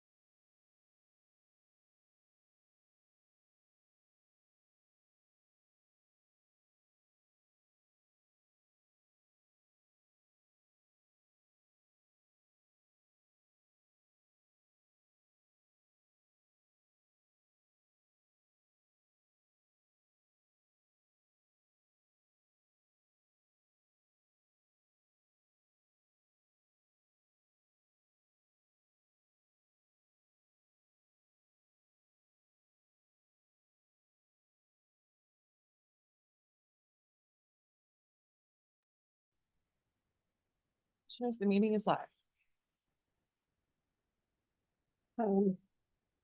Okay, I would make a motion that the Board of County Commissioners come out of executive session. I'll second. I'll go ahead and second that. Been moved and seconded, the Board of County Commissioners come out of executive session, all in favor? Aye. And I would make a motion, I move that no consensus was reached during the executive session. Records should reflect that, I'm sorry. I'm sorry, I didn't hear. No consensus. consensus. No Okay, consensus. sorry. And I'll second that. Yeah, it's been moved and seconded, the record reflects no binding action was taken during the executive session, all in favor? Aye. Thank you, Commissioners. Next time for Catherine. She's there. I'm ready. Morning, Catherine. Good morning. How are all of you? Good. May I jump Yeah, right in? go ahead. Okay. Good morning, Commissioners. Catherine Hensler, Museum Director, just here with our monthly staff update. So this will be reviewing our April 2025 data. So starting with visitation and tours, the very last column all the way to the right is showing April of 2025. You can see that we had a wonderful month as far as visitation goes and programming. The column directly to the left is showing our attendance a year ago, so April from 2024. And then the other two columns just show the 2 months prior, March 25 and February 25. So we are increasing our attendance. Now you will notice programs and outreach are a little bit low. Those are programs that we consider like our fireside chats, tours or groups that come into either the museums or our staff goes out and interacts with the public. However, our numbers on the Wolf House visitation are much higher. And that's because in the month of April, we have our 4th grade field trip. So we really do dedicate the majority of our time and our staff's effort towards those programs. So that's why we have kind of lopsided numbers, but that is a great number for us. It's actually a record. We have never had that many people come through the Wolf House for field trips before. So we're excited and we are exhausted. It's a lot of work. You're on. Yes. So also just looking at our volunteer numbers, you'll see the columns correspond with the same timeframes that I mentioned above. And we also, again, due to Wolf House tours, we had a much higher number of volunteer hours in April, 216 3/4. We also, the way we figure our volunteer hours, we have our general volunteers, and those are the people who come into the museum and assist with things, but also those who help with field trips. And then we do count our Historical Society Board of Directors volunteer time, and then our community service workers. So again, great month in April. I won't go through all of the education and outreach. I did mention we had our field trips. We had 597 students and teachers, and then 24 volunteers supported those programs. So I do wish to extend a public thank you to all of those who help with that program. There is no way that we could do or host those field trips without the volunteer force. And they are incredibly important, not just to us, but to the students and the operation of that program. We also had our fireside chat with the curators of the museum on April 9th. 19 people attended. And then we had the Silver Creek Beneficiary Club from Keats, excuse me, come to the museum for a behind the scenes tour earlier in April, and that brought in 18 people. Something important to note under the topic of collections, the collections moratorium that we have had going since May of last year came to an end on May 1st. The process for determining the new intakes, and these of course are donations of objects, that was approved by the Collections Committee at their April 10th meeting and adopted by the Historical Society Board of Directors. One of the big things that we have put into writing now is we will not accept unsolicited drop-offs. And I will say we already had one. We showed up one day and there was a bag with a plate on our door. So we're trying to prevent those kinds of things. So the process we have put online, and I did include the link if anyone's interested in looking at the process. However, we're trying to control the chaos rather than people just walking through the door with 7 boxes of cool stuff and leaving them. We are trying to mitigate what we'd like to keep and what we don't think is important for the collection prior to the actual arrival of those objects. And so each donor is either speaking with me or our collection or curative collections, and we're having a conversation with them to help, I guess, clear up what we want, what we don't want. So instead of 7 boxes walking in and being left, our donors are bringing maybe 4 objects in with approval, and we're giving them a time frame for drop off. So far it's worked good, but we are just a couple weeks into it. I will report more as we go forward with the success of that process. However, in April of 2025, we did have 4 collections that were donated. That included 30 different individual objects, and we were able to process 106 backlog objects. So that's great. No objects deaccessioned. However, there will be a large deaccession that we'll be able to report on at the next staff update. And that deaccession has to do with archives and library. So Curator Ferens has continued cleaning up and organizing the library, and she is still facilitating this ongoing large-scale book review. As I mentioned before, we had over 3,200 books in the museum's library.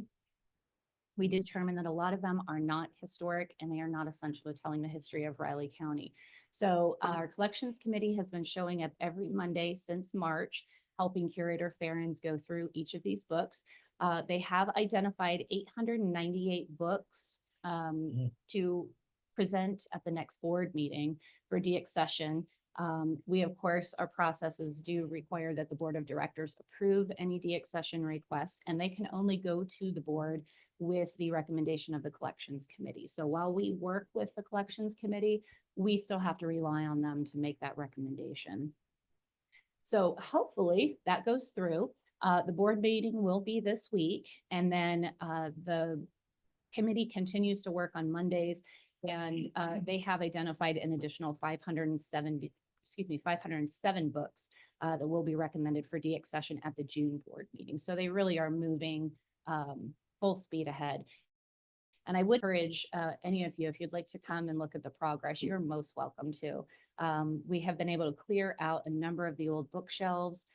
There's moving space, and the area is just much more accessible than it's ever been. So we're very happy with that.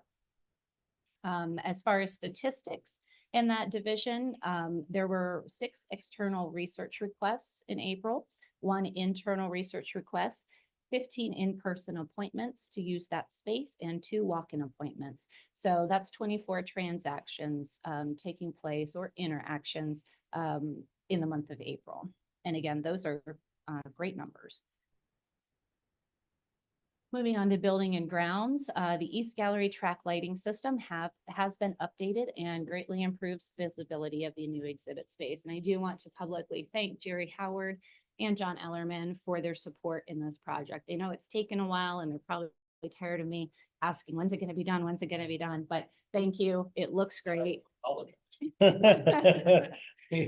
But it looks great, and the lighting is so much improved. So we can really see clearly the visibility of these exhibits. We are still waiting on an estimate from Economy Electric concerning the lighting in the temporary and permanent storage areas, and we'll just continue to pursue that. There was a glass break detector that went off during the severe storm that occurred on Monday, April 28th in the Goodnoe House.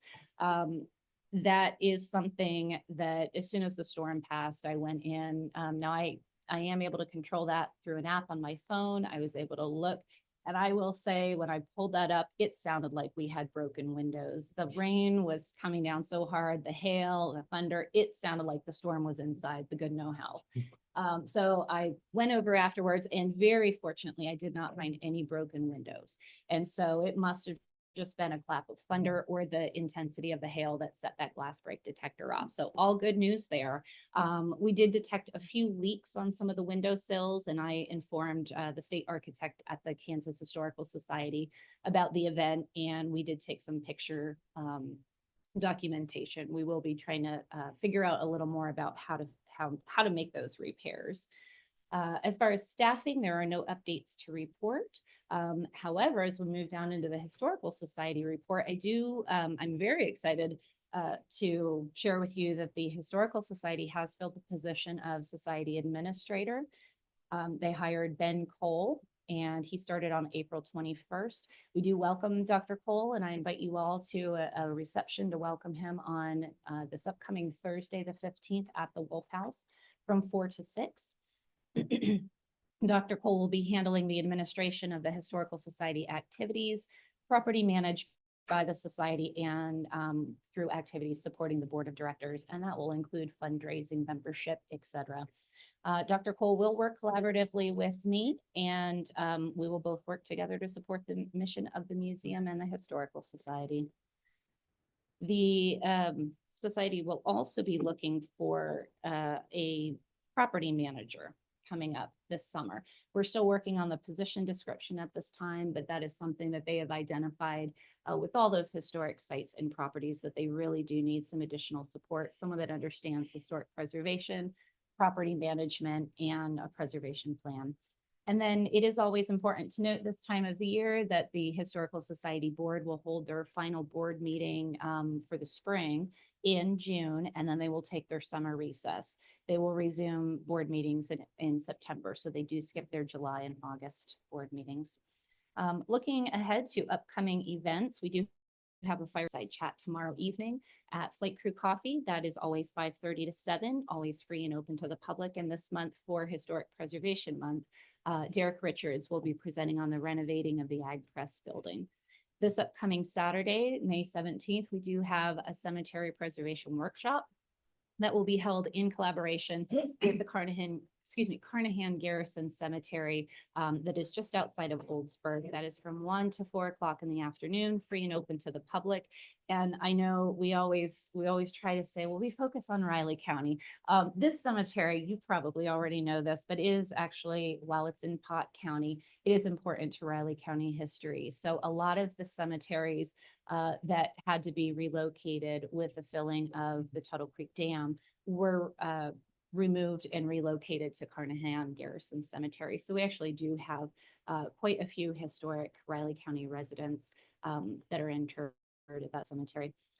We do have a dedication of a picnic table made in the memory of Cheryl Collins, who was the former museum director. That will be on May 23rd. That is sponsored by AHA, which is the Arts and Humanities Association, excuse me, of Manhattan. That will be at 11 a.m. It'll be at the Goodnow House property, and they'll be doing a short ceremony. They'll be providing refreshments and fellowship, and that is open to the public. And then lastly, we are starting a summer speaker series this year. The first one will be on June 7th, which is a Saturday. It'll be titled Listening to the Sounds of Yesteryear, and that will be by Eric Gudenkoff. He is one of our museum assistants. It'll be mainly focused around the history of music machines. So it'll include gramophones, Victrolas, radio, turntables, and he will be providing demonstrations on all of those. So that will be at the Manhattan Public Library, again, free and open to the public. That concludes my report. Do you have any questions? Nope. Okay, thank you very much. Turntables are like the new old thing, I know, because they're isn't like it wild? more popular than anything nowadays. Yeah, so Eric actually works over at Sisters of Sound. I mean, in addition to working for us as well. And he said he spends a great deal of his time restoring these historic or antique turntables, and people are just buying them off the shelves. So there's something about nostalgia that we all love. Got rid of all Thank my you. record albums. Thanks, Catherine, appreciate it. Yeah, you should have kept hold of those. Well, Or something. Dragged them around for years. Next, Commissioner, you have Mr. Bowler at 11:15.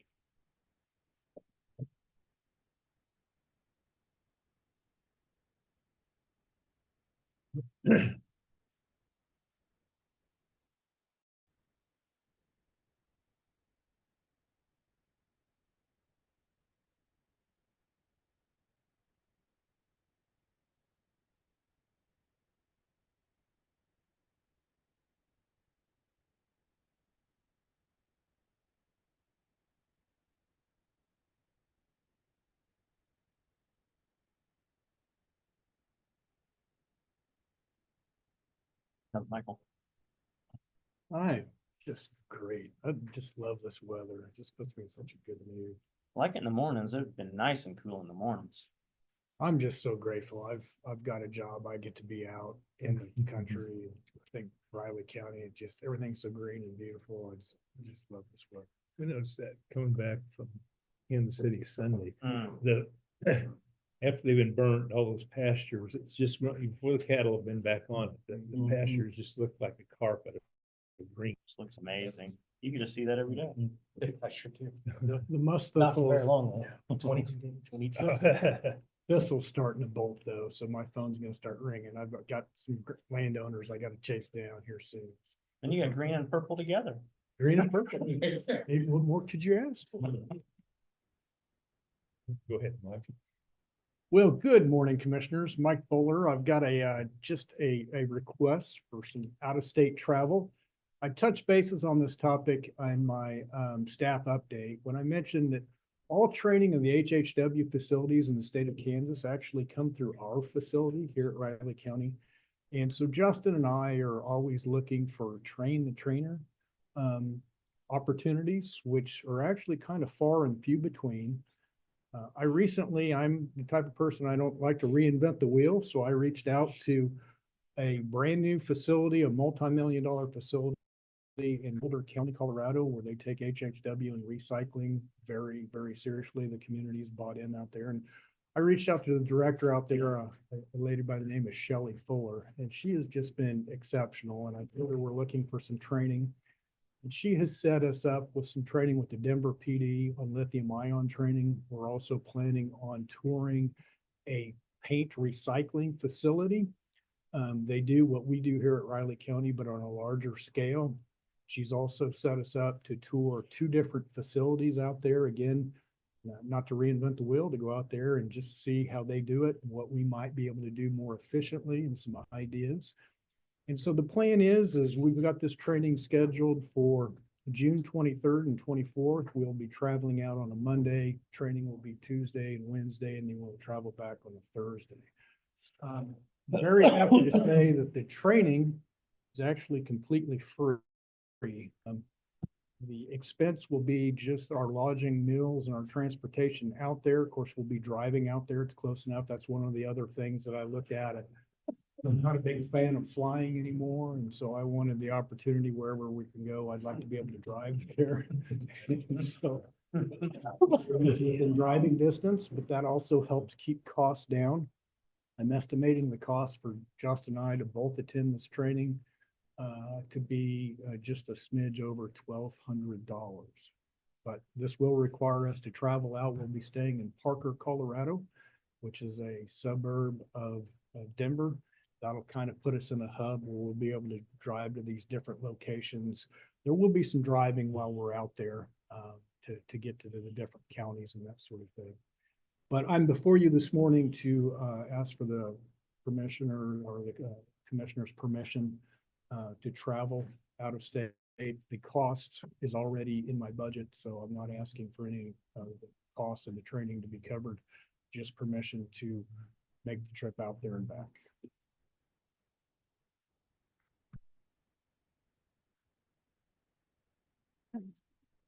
Okay.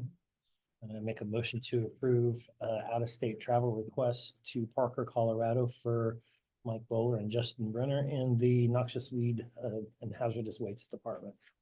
I would second that. Been moved and seconded to approve the out-of-state travel request from Noxious Weed and HHW. All in favor?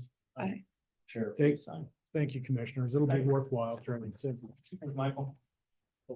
You know, of course, you know who lives out in Parker. Our old IT director. Howard. Yeah, Howard's That old person that used to work in our office as well, his wife. I think, isn't that where Rod Meredith's Public Works Director in Boulder County? You know, I'm not sure where he. Parker used to just be just Howard has a farm community. Okay. He's got what? I imagine.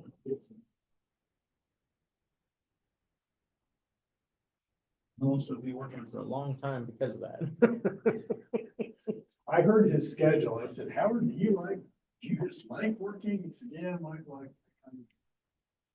Oh, Howard was always high strung. That's for Yeah, sure. he is. He was that way as a police officer too. See, I worked with Howard. Yeah, I knew you did.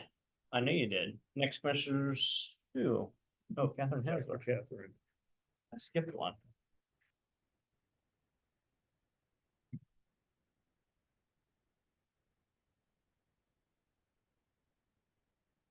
Oh, Brittany. How are you? I'm good.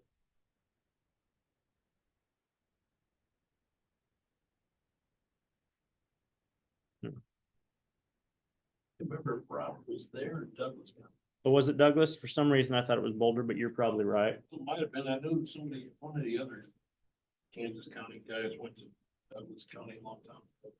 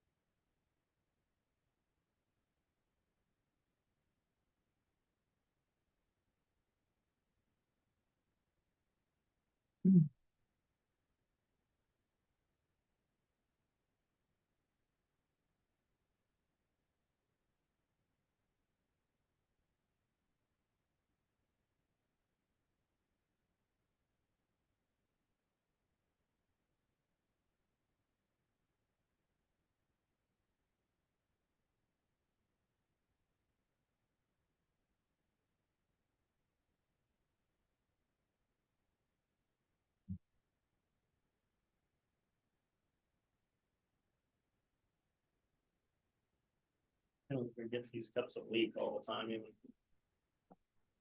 This doesn't. Ugh.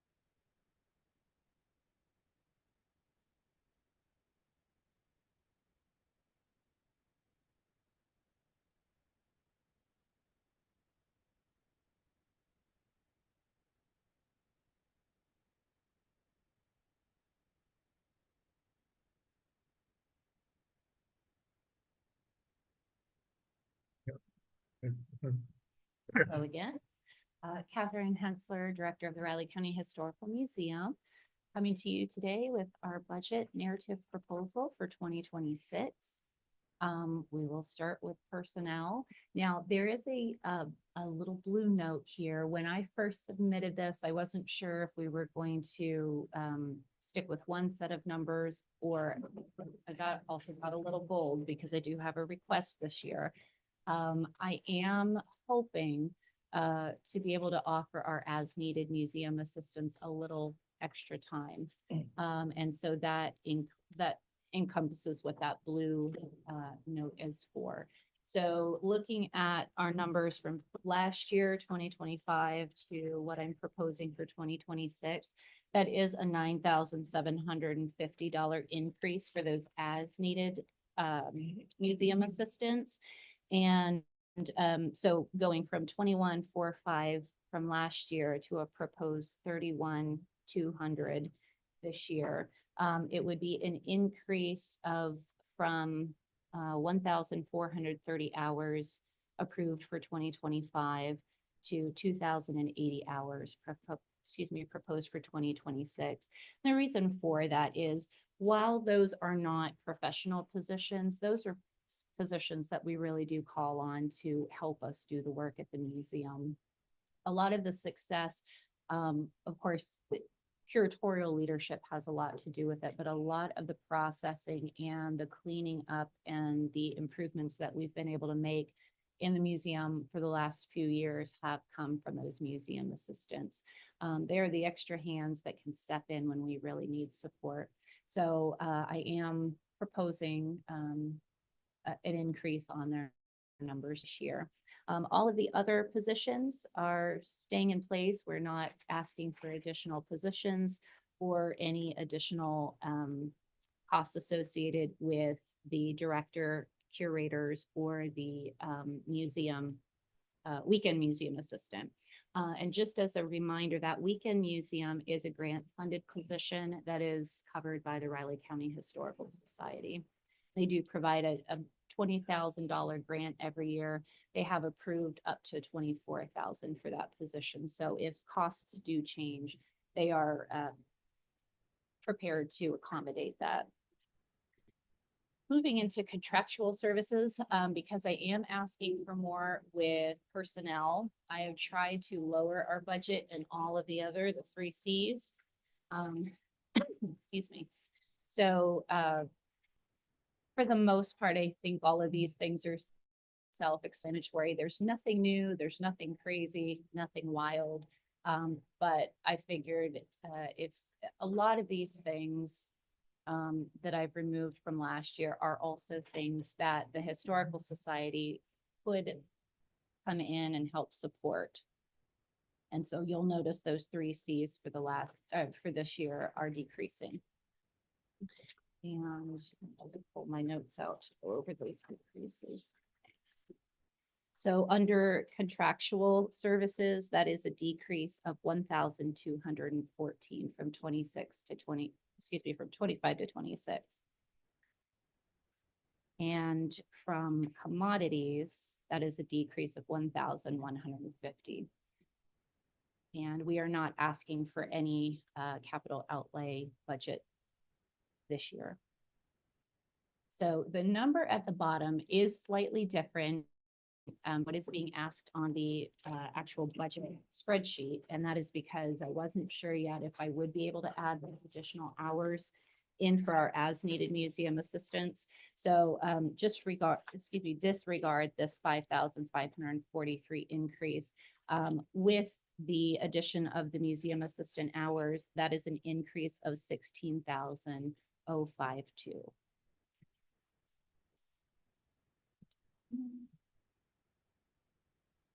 You can see there is an increase in personnel services.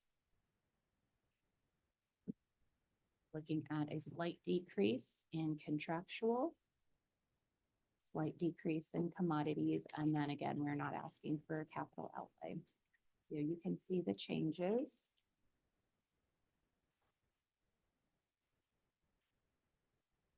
Are there any questions about this proposal?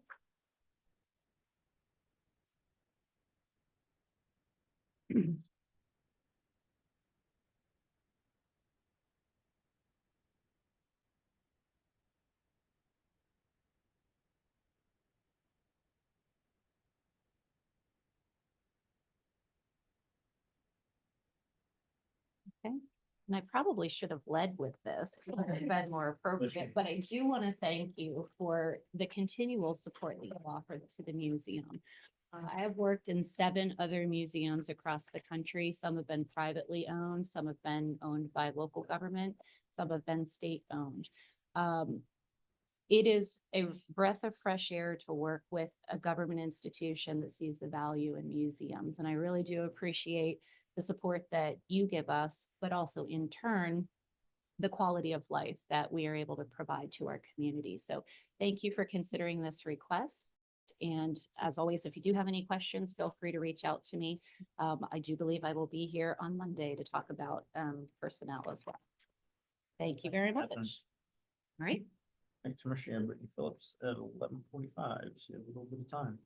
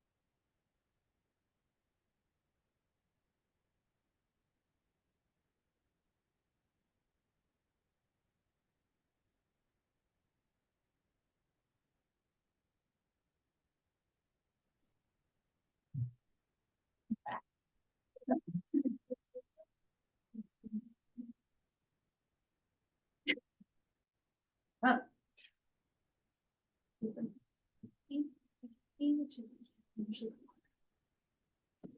That's what it is. It's Michelle. Is that even a question? It is for somebody who doesn't drink tea. Not a question. Where did you have for in people? Yeah.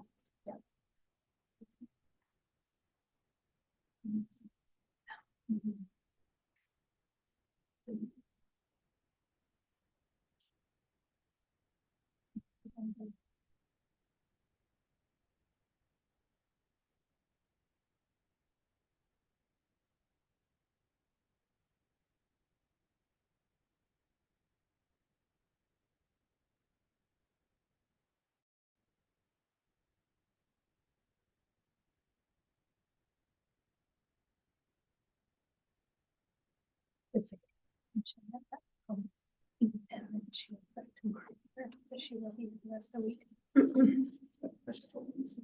Okay, she's. Because originally she was gonna be gone this a little bit. Yeah.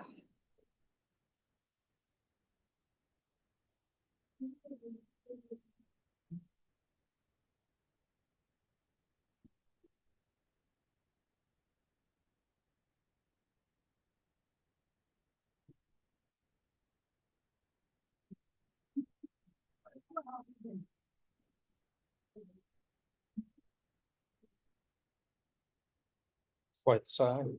Huh? So that was quite the sign. It's always something. Uh-huh. I feel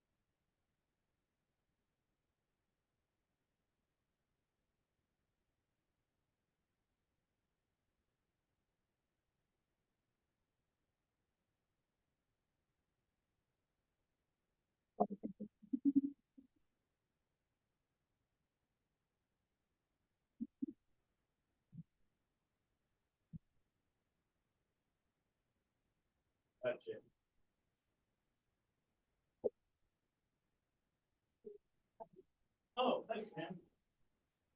Big cookies.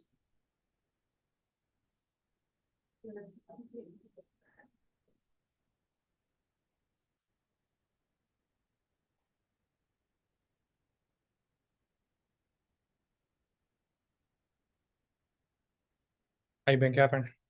Mhm. So how you been? Okay, How's the back treating you? the back's been pretty good. Yeah. I was sore today because I was sitting too much. Yeah. Look at you, young man. Turkey club. Yeah, King Club. Same thing. Yummy. Yeah. Big barbecue. Thank you. Sorry. Let me see something. Oh, that's fine. That's what I would have taken. Was Brittany's recommendation, so if it's bad though. You got someone to blame. That's right. Someone to So blame. do we have to eat at our desks here? Well, it depends on if you get long enough break, you might get a long enough break. Yeah. I don't know. Brittany's got Between Brittany got and lots. Chuck. stuff to go over. Yeah. That's why we tried to plan just in case. I want commissioners falling over because of lack of nourishment. There is water and unsweet tea, and then there are cookies as well. Oh, So you say I have some sweets. we do a working lunch. I at least know cookies are a must. Oh, yeah.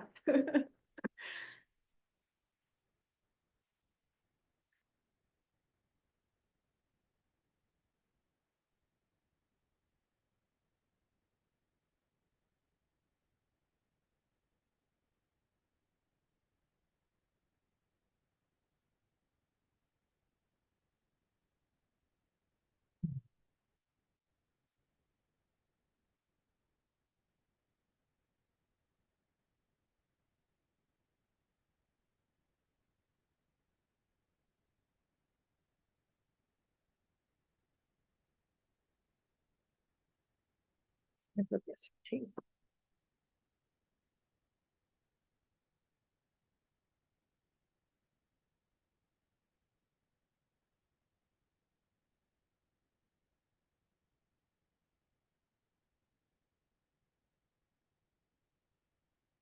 Jacob, I thought about you on Friday because my dog got neutered. And I know yours got neutered not that long ago. So we completed, right? That was a conversation there. Live on YouTube. I was gonna say, realize. Yeah, yeah. Yeah, please keep going.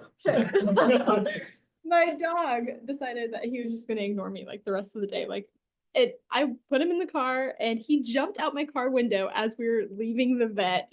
And I was like, okay, but thanks for that. And then got him home and he hid underneath our table and was just like hiding from me. And if I was trying to pet him, he like turned away from me. And I'm like, okay. And then we call it the cone of shame in our house. So we put the cone on him and he rammed it into my leg so many times. I have bruises all over my legs. I'm like, he is mad at me. Sure, he did it intentionally too. Yeah. If you want, how long? 4 days. We ended up buying, because he had a plastic cone too, and that one broke because he kept running this. So we got a like a clock one Oh, that you can put over, and we're not using it. If you want it, I can bring it by you guys. that would be great. Yeah, that would be awesome. I I can would do appreciate that. Great Because- bruises. Yeah. It won't bruise, it won't bruise Yeah. anymore. I was telling Joe and Michelle, we went and played disc golf yesterday and I was racing with my son to the next tee and my husband thought it'd be funny to like throw the disc. Well, it whacked me straight in the ankle and I just like dropped. Yeah. Great shot. A big bruise on my ankle. And I was like, my wrist just got better. Now you're taking out my ankle.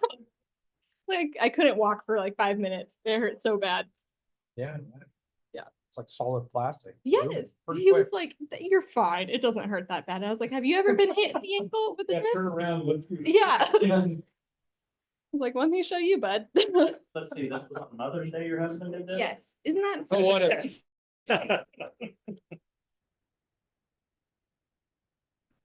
Taking it your husband didn't have a good Mother's Day then.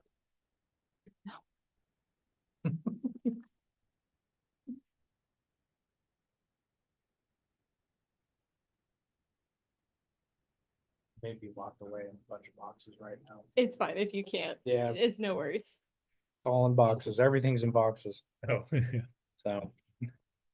We got a pot and a pan, 2 plates, 4 cups, and that's it. Just the bare necessity. Yeah, we got, it's bare, and that's for the next 3 weeks. We plan on going to the Indy 500 and, was that May 20th? That's Memorial Day weekend. So we'll be out doing that, so that'll take that whole weekend away. Hey, you ready, commissioners? really? Go as fast as I can. Oh. Good morning, commissioners. Brittany Phillips, Budget and Finance Officer, here to present all of my budgets that I prepare. So the first one we'll start off with is the Board of County Commissioners. So there is a slight decrease in the 3 Cs. You can see contractual is really kind of where we decreased just a little bit. We decreased in some lines, increased in others. This legal services is for Dick Carter. And so we pay for him out of your guys' budget. And then commodities, we did increase just a little bit because like especially this printer line, it went to 400 last year, but we spent over 1,000 in 2024. So I'll quit printing. yeah, come on, John. We didn't name anyone. You're all looking. I can see it. I can feel it. Yeah. Any questions on that budget? Great. So the next one is the coroner. This is a pretty significant increase. It's killing me. I've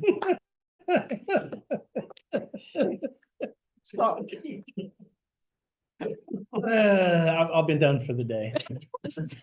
Your jokes are gonna put me in the ground, man. Oh my gosh. Okay, so we have seen an increase in just different services here. And so especially transportation, we've had different ones where they're having to transport to other areas. And so that kind of factors into that as well. So any questions on that one? No. Okay. And that's, well, wait a minute. That's about consistent though, Mhm. from 24 to 25 percentage to 26, wise. yeah. Okay. Next one is our general services. So I know we talked about this kind of very briefly this morning, but this personnel line, this is just separation. So anytime we have employees retire, or move on to different places, we pay out, their leave. And we have seen an increase. And so we did raise this pretty significantly. Like I said to you guys last year, we can't ask people anymore when they plan on retiring. So right now it's just kind of a guessing game based on their years of service that we can see in capers. And so I work with HR on this, and we do our best to put together the best number that we can project, but you never know what somebody's going to do. So that is why there's It decreased so much in 25 though. I could go back and look and see what our 24 budget was. If I recall, our 24 budget was actually 120,000 as well. We kept it the same. Okay. And then we worked together this year and decided we really needed to increase because we saw such a huge increase in people retiring. Developed the budget early on, wouldn't have had a clear picture of what 2024 was, and then when it came in actually higher, and a lot of the retirements can come at the end. Mm-hmm. Oh, got you. Something like, yeah, okay. Yeah, that's gonna be pretty high. Some other areas that we've, like this, your contractual services here went up just a little bit. Mainly looking at, electric and gas services, water. I mean, we see those increases across the board. And then of course, there are travel fees. So mileage, we increased. Any questions on this contractual at all? Okay. Commodities, we did do a decrease just to kind of get it more in line with what makes the most sense compared to what we spent in 2024. We probably over budgeted just a smidge in 25, but it's always better to have that protection there. So there's that drop. And then budget stabilization. In years past, we've always increased this by $250,000 each year. So that is the proposal again for 2026. Any questions on this one? Is there a goal, that budget stabilization number? I would tell you, according to Government Finance Officers Association, we're probably half or less of where we should be. What's helped us a lot on our bond rating right now, which I think if we could have an adverse impact, we've got a large cash reserve, of course, because of ARPA federal monies. And so when they review that, but once they see, they gauge it based on how much liquid assets you have available to cover anything if you get in trouble. Brittany can look it up, and I suggest you do, but I was just at another meeting where a public entity said they're at like 20-25% of their budget. Just guess what that number would put us at. And they use the GFOA guidelines. And so I'm comfortable with the commissions, although I know what the government guidelines are, because I don't believe in holding too much of the taxpayers' money and not using it. It's a balancing act. I think we're okay if we get in a predicament. We're much better than we are, trust me, commissioners, in 1993 when we had the flood. And Eileen King, who was my boss, and I were about to come to the commissioner and say, we've got to quit spending because we have no more liquid cash, because we have to spend so much money because of flood damage, because back then we got reimbursed after we submitted the monies to FEMA. And so we had to pay those monies up front. That's when we first started this. I think not doing a couple of years when we haven't done 250 isn't best practice. You would know by no standards of financially gauging it, are we overextended? But at the same point, I wouldn't come to you and say increase $1 million. I think if you do it regularly at 250, just kind of at least keep your community safe, because we went through COVID. Where did everyone come looking for money? And at least the federal government gave us some at that point, but they may not. In the tornado or the flood, they may not. And so that's what it's there for. That's why we only use it for emergencies. But yeah, look that up, Brittany, that we can kind of give the board a gauge as we're going through the process. Absolutely. Any other questions on this one? Next, we have, Well, you're saying part of because we did have a lot of cash, but that ARPA money's been sitting there and it's It's gone. gonna be It's gone soon. yeah, And Keep then in Next mind, year. And we gained quite a bit of interest off of Yeah. that too, Correct. which also counts. Yeah, And we got quite a bit in CIP, although we're Right, making that's plans for that, but mhm, there's been a large discussion in the beginning part of this year about state and local entities and how much money they have stashed aside, school districts too, for that matter. And so that question comes up from time to And time. that's under the legislators' parameters. They want us to be down to every dollar, you know, and not have any more. But unfortunately, it isn't the legislators that give us our Moody report. That's on a national basis, and they look at us annually, even though we may not hear from them or interview them. You know, we're the team that they interview on that, you know, it's not only over a financial picture, but they ask us what type of construction going on. We get with the Chamber of Commerce and the appraiser's office to talk about development that's going on in the community, what are job projections in the community when we get a Moody's report. So they're looking at the overall health. And once we finish the EMS ambulance facility, whoever reviews it the next year will see a significant drop in our cash balances. There's a flag. And they're gonna start calling Greg Barenberg and myself and say, we need to do a review. mhm. And I will My say, guess our, is sorry, No, you're okay. they're gonna be doing that with a lot of entities because Absolutely. a lot of those entities are gonna have to spend those same amount of dollars based off of that same formula. And the thing that you have to think about, if we do a judicial center or a health department renovation and we need bonds, mhm. that's what determines our Yeah. interest rate is our rating. Our auditors do ask like why, you know, things fluctuate, and they know most of it's ARPA funds at this point, but they do ask those questions too, so.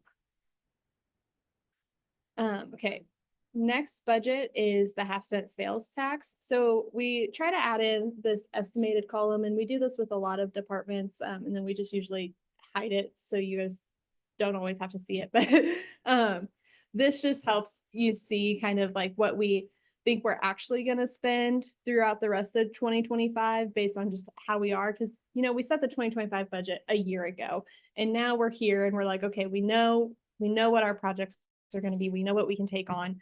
And so we usually add in this column just to project out the rest of the year, and then that gives us a better capture of what 2026 will look like.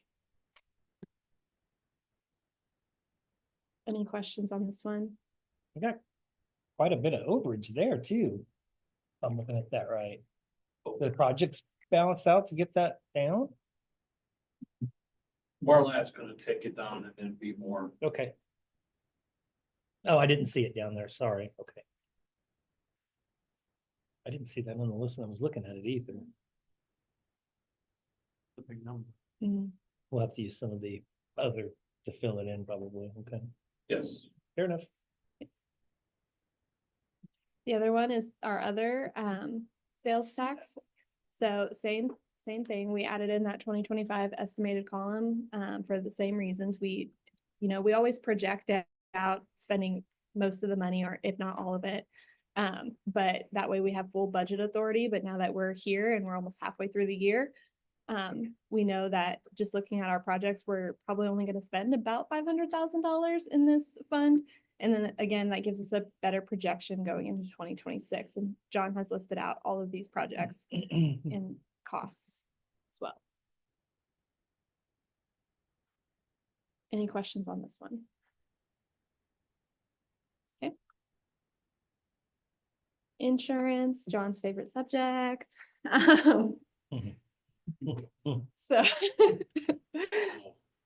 So we did do a large increase, of course, this year. And a lot of this is our liability insurance. So this is like, we have our property insurance up here, and then we have vehicle, and then we just have, we have so many insurance policies. So we have our crime policy. We've just recently added in another policy.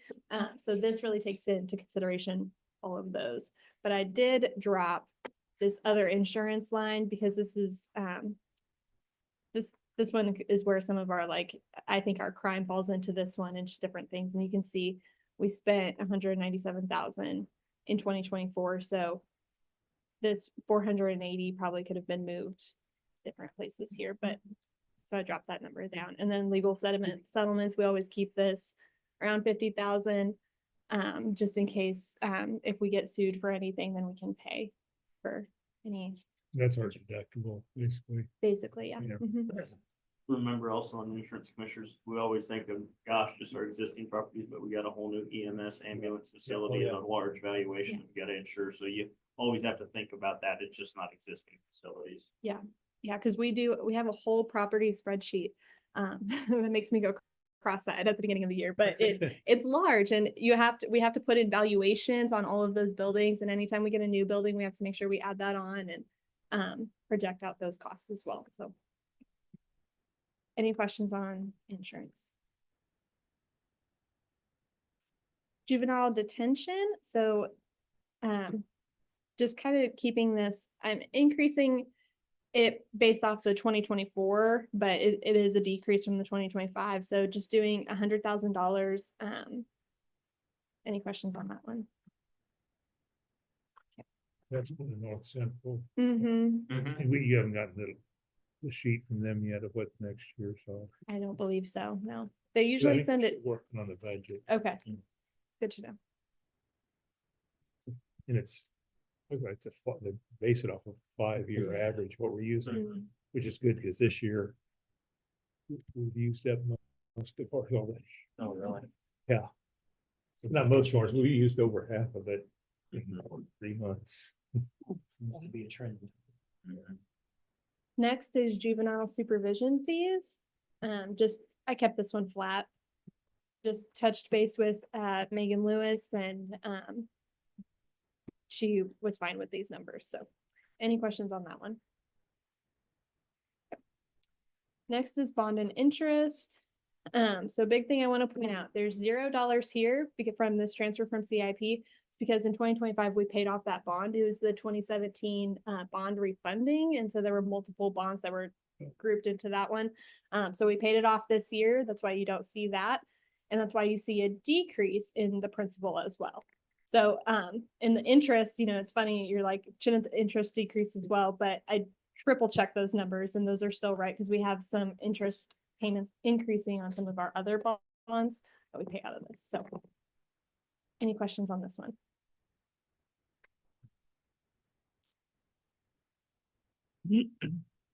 War memorial. So when we do our state budget, we always try to have our unencumbered cash balance show $0 in our state budget worksheet so that way we have full budget authority.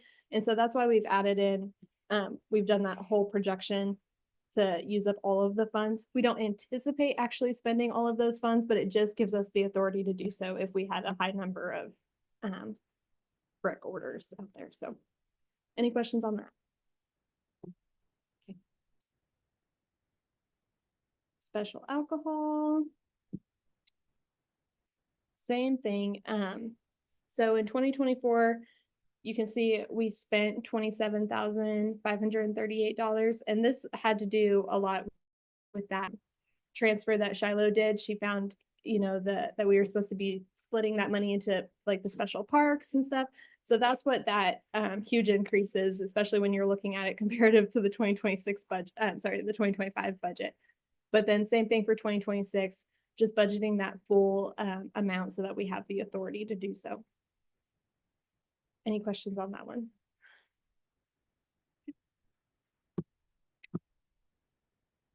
Okay, CIP budgeted a $3.5 million transfer from general fund again this year, just to kind of keep that flat. I talked with Daniel about this fair booth revenue. He was fine with the $20,000 interest. I'm sorry, the 20,000 fair booth revenue.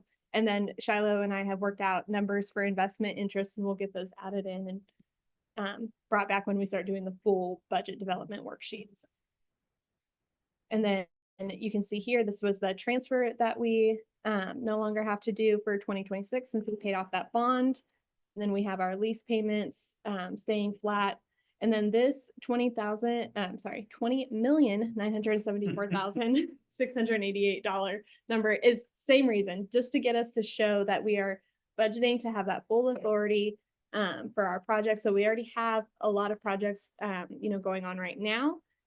for our CIP, and you can see that every month when I present my cash flows. But we do this in our state budget worksheets. We always have this ending fund balance being 0. We never anticipate spending that full amount. It's just to give us the authority. So it helps reduce the need to do a budget amendment on those funds. I had a question, and I'm thinking of it, on the transfer from general fund, it was 14 million. Yes. But I know there was just under 10 million that Mhm. transferred it.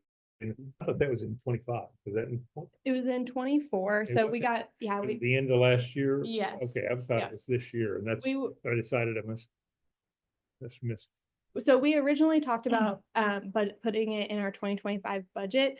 And then we decided, let's just do it in 2024. And so that's why we did the general fund amendment for our budget last year, because we did do the 8.5 million, and I brought that and we got approval to do the 8.5 million. Yeah, Other well, I transfer. remember going that, but I just, Yeah. I thought it was in this year's Yeah, 25, not 24. But I assume that's what that was. yes, it is. Great. Yeah. On the transfer of the general fund, the 3.5 million, just, I know the commissioners know we have a long laundry list of needs as far as facilities from judicial center to Mhm. subjects gonna come up.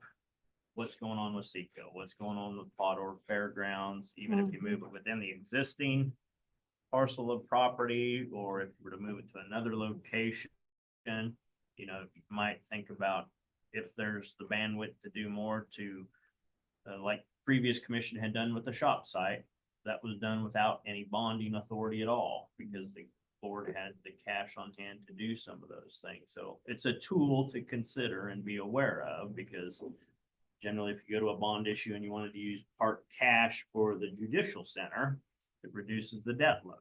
So just all different approaches for the board to think about. Mhm. Any other questions on this one? I will be planning a CIP work session for June, so just so you guys are all aware. Next is economic development. So we have the transfer in from general fund of $109,533. And then we have the transfer to bond and interest for this Conzo water project for $52,153. And then other capital outlay are the appropriation requests. And then of course the Riley County General Eco Devo. So we've kept that pretty flat across the years at that 132,850. Any questions on this one? Maybe you said, when's Conza done? In 2028, I believe. I'll double check, but I'm pretty sure it's 2028. Good to know. That's 20 years. I think it was. I think the commissioners are aware of what that project was. Purchasing. That was 20 years ago almost, is when it was a private water supplier, district out there. And the guy went defunct, and the community was coming to us because the infrastructure was not working. That person couldn't continue to have it go on, so the county then took over that Conza water project and updated all the infrastructure, and that's where that debt issuance comes from. But that, with that Fairmont, is that what Conza is? Or where's No, that? it'd be the other direction, the other side of the highway. Oh, Yeah, Fairmont. It's fair. Is it Fairmont Yeah. Park? Yeah. Oh, it's well, Fairmont Park, and then there's also some on the other side of the highway too, for Conza, correct? Yes, south side of Mhm. McDowell. Yeah. basically it's over the bridge. Basically. Yeah. Sorry. Wasn't a very good description on my part. Well, then, like I said, it was 20 years ago. Why wasn't that, I mean, why did the county pay for it instead of special assessment like other water? It is through special assessments, and the county did fund maybe all of it. Did we do all of it back then? I would have to double check. Check with Joe to see if we are collecting specials on that. The county did. We are pick up- getting, no, Yeah. There could be. See, bond and interest money goes in there as a transfer from special assessments, so she can check with Joe to see if. no. It's on here, well, That's because been we just did a it few years ago. instead of separate ones that each of the Mhm. other districts do. And I know I talked to you guys about this, I believe, last week, saying, you know, I think you guys are gonna be really happy about appropriations this year. You can see all of these appropriations are flat or less.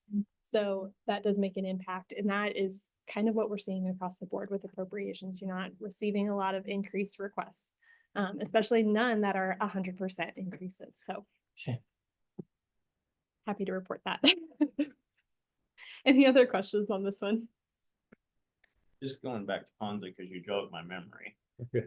I believe so, and check, I believe that was a very controversial one, how we ended up establishing those special assessments. So my answer is, I think it is special assessments because we did it 50% on valuation and 50% on land volume. Oh, And so, boy, you talk about some people- stern public hearings in here about that. They weren't really in favor of it. It was Eric Schultz. I don't know if you remember him that worked for the county that suggested that. There weren't a lot of fans of that special assessment. So I think it's special assessment. I made a note and I'll send an email to all of you. Okay, letting you thanks. know. Next is RCPD. So this varies, you know, I mean, there's always an increase. Variance. Right, yeah, yeah. Everyone else is looking good, okay, appropriation wise.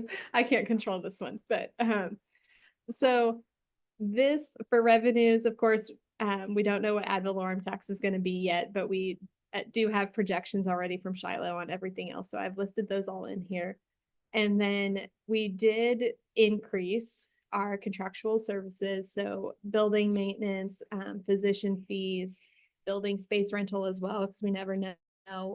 Usually he increases it usually by like $25 or $50 every year, I think, for our monthly invoice, but just trying to make sure we're keeping up with those costs as well. So any questions on RCPD?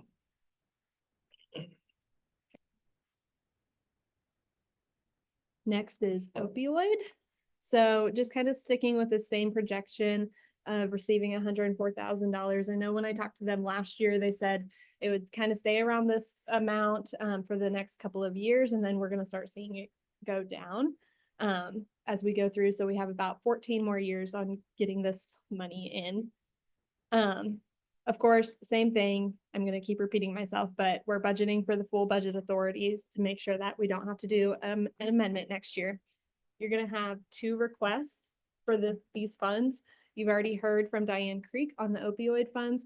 Megan Lewis is also going to be asking for the use of this because the BJA grant, which she'll talk about today when she presents, but that expires September 30th, and they're not opening it back up for them to apply again. So that is why Megan and I and Jesse have worked very closely together, looking at program costs and, you know, what we can kind of cut out, some of the fluff a little bit, or if we can pass that on to somebody else. And then also just reaching out to the city of Manhattan for that position as well, asking them, because that's our drug court program. And that is a huge impact. So any questions on opioid? Okay.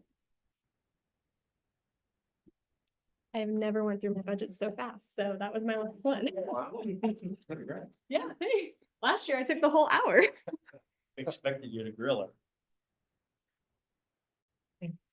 We got enough. we got time. We can still. Yeah, I mean, We'll take her up tomorrow time. later. I have meetings the rest of the afternoon. No.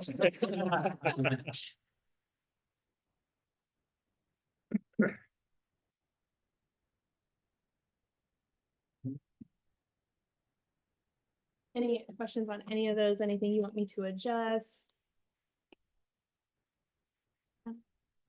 Need to see the whole file before we start adjusting. Yeah, Mhm. yeah, You see where we're at with mill levy and everything else, so we got about a month.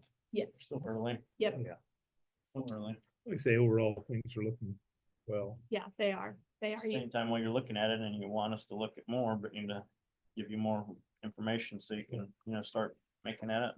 That's what we're here for. Give you the information you want to make the decisions. Yeah, and you've already heard from a lot of departments, and you've already heard from a lot of appropriations requesting their funds and these decreases. And so even when your appropriations come through, like I was very surprised.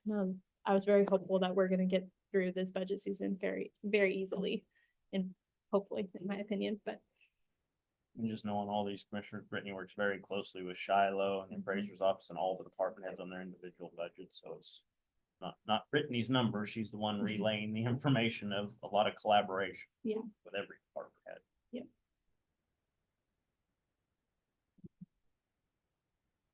well, thank you, guys. Recess for lunch, commissioners, and convene at 1 o'clock.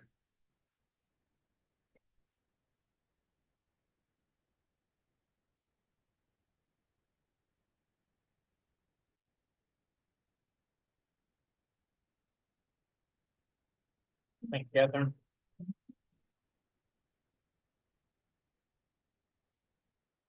And Shiloh at 1 o'clock.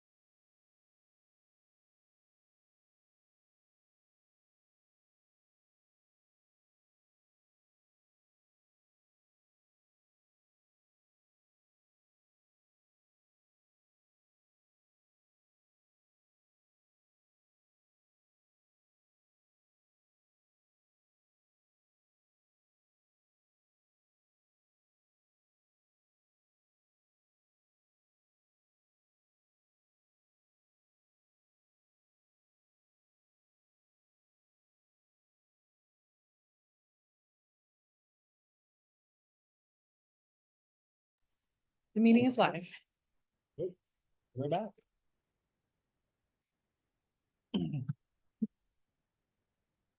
Good morning, or I guess it's not morning anymore, afternoon. Commissioners. You know how we feel. You did it, not me. Yeah. I thought that over. Shiloh Hager, Riley County Treasurer with my 2026 budget request. We'll start with the Treasurer General Fund budget. As you can see here, my budget, I'm only asking for a less than 1% total increase of my budget. Some of the areas that I'd like to highlight that did increase, postage is expected, the rates are supposed to increase in July by 7.4%. So I included that increase on that line item. The second area would be the armored car service. That, has just continues to go up. If you remember a couple of years ago, I switched from every week to every other week to lower that expense, or now up to what they were charging for every week for every other week. I will let you know that I am in discussion. The bank is working on looking at a new armored car service, which would lower the expense. However, it would be offset. They're not 100% sure if our Smart Safe would be compatible with this new service. So we may have to either lease a new safe, which is, so that's why I went ahead and kept the amount higher for 26, because I just don't know what's going to happen with that service. And so, and it's not a service that I would like. I would not want my staff to have to walk the many deposits over to the bank every day. So it definitely keeps my staff safe and ensures that the funds are safe. And so, it's just an expense that we have to contend with right now. The other, new line item that I wanted, I'm sorry. I said, it's almost time to buy an armored car. The other line item that I just wanted to point out is this computer software. This calendar year, I'm also looking at a program that will allow us to, it's a software that will allow us to scan our tax statement, payments that come in. It'll scan the checks. It'll create a file that we will upload into Comtech. It will create the deposit file for the bank, all by only touching the documents one time. So I'm going to be purchasing the software and those items this year, and then the annual contract for that software is what I added into my budget for 26. And then, as you recall, all of the treasurer's personnel expense is paid out of the general fund, which I will go ahead and transfer or transition over to the motor vehicle, because then the two kind of go together. Unless you have any questions about the treasurer's budget for right now. Okay. So then, the motor vehicle fund is funded by, in theory, it's supposed to be funded by, this is the tech fund. It's supposed to be funded by the fees that we collect for doing motor vehicle work. You've been very gracious to allow all of the personnel to be paid out of the general fund. And then the last 2 years, we've budgeted a transfer to help offset those costs. So in 24, we had budgeted a transfer of 300,000, which I made that transfer. And then at the end of the year, we had a remaining balance in the motor vehicle fund of $64,567, which I transferred to the general fund here in May. For 26, I am estimating, a slight increase in revenues. The receipts have been coming up, and especially in commercial, we have been doing quite a bit of commercial work. So therefore, for 26, I increased the transfer to the general fund by $5,000, for next year. Once again, I never intend to spend all of the funds that we budget for motor vehicle because like I said, I'm very cognizant of how much the general fund is subsidizing the service. And so I do try very hard to make sure that I can transfer back as much to the general fund as I can. And I just to give you an example, I calculated for 2024, I used a 75%, 25% split for the motor vehicle staff, whereas they work 75% on motor vehicle, 25% general fund. The ad valorem subsidized that service by almost $380,000 for 2024. We are still working with the legislature. Our bill is still alive for next year. I don't know if I had mentioned this to you or not, but there is a legislative post audit scheduled for this summer to look at several unfunded mandates, and the motor vehicle operations across the state is one of the items that's included in that study. So I will keep you posted on how all of that turns out. Any questions about motor vehicle? And then the tech fund, once again, we have some investment interest that comes in, estimated $12,500 for revenue. We just budget to spend that. At this point in time for 26, I don't have anything currently in the works to spend that money on, but it's there to be spent if we need it. Any questions about any of that? All right, well, thank you. Thank you. Yeah.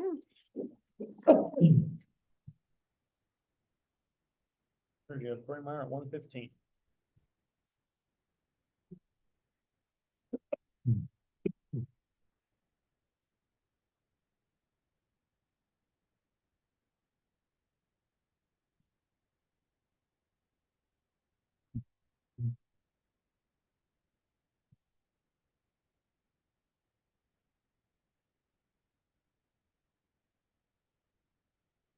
Looks like we got another candidate in the governor's race, I don't know. Who's that? Jeff Collier.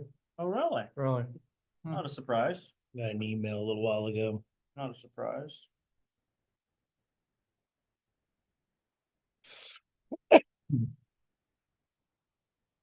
And next year will be interesting. This year will be. Yeah. Next year will be too. Kind of surprised. There's not been, A lot of activity yet. we're getting kind of down to the end though.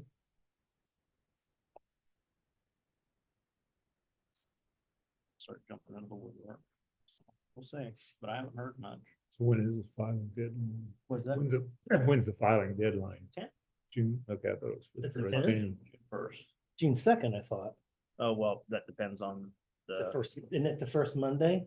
The Yeah. first is a Sunday. I think it's the second. And the second will be Monday. they've moved it the last couple of years.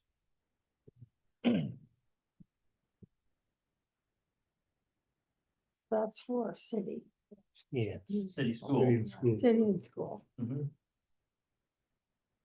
I'm trying to remember. I've only seen one for school and I think 3 for the city. Oh, I've Oh, heard- yeah, that other one, right. I've heard one. for Jamie city. put hers back in. Yeah, She was in Jamie. last Okay, I week, so didn't she'll see be. that.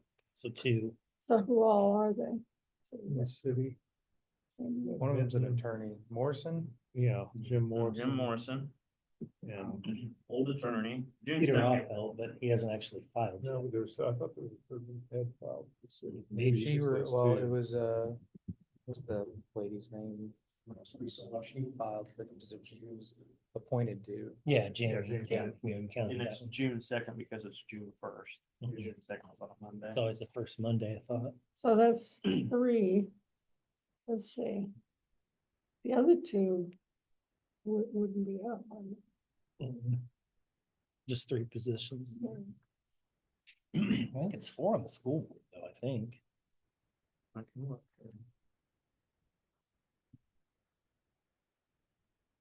You're supposed to have that memorized, Rich. Early yet for me and had enough other things to work on recently, unfortunately. Close enough, you have to worry about it. It would be in slower times.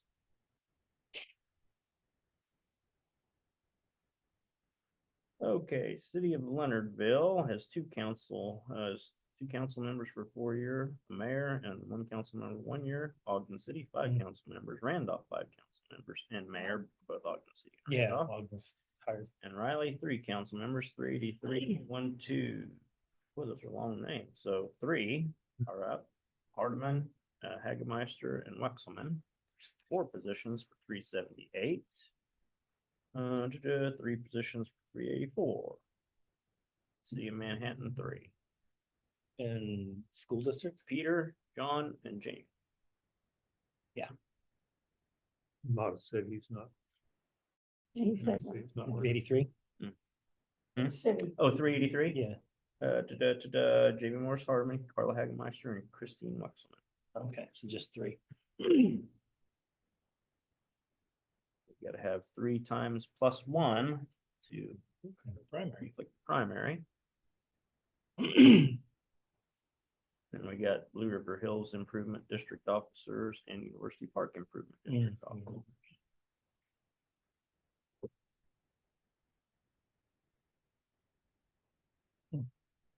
Riley, is that Riley's? What- Riley's, Riley has 3 council members, 4 year terms. All of Randolph's are 2 year terms. They're all 5, they all 5 come up every. Same with Ogden. Same ones, right? Ogden always has a boat of people that file traditionally. 2 years ago, or 4 years ago, they I know, didn't. they never do. They said, because I asked them, I said, what's coming up? They go, they're just gonna ask me to do it again anyway, if I pay a filing fee. But it's not really $5 or something. yeah, it's like a lot of money. 25. Oh, you might be right. That's lunch. But it's at least why bother? They'll just ask me to do it again anyway. Okay. Don't know how many coin flips we'll have this year. I hope not. I know one Riley City one will be vacant.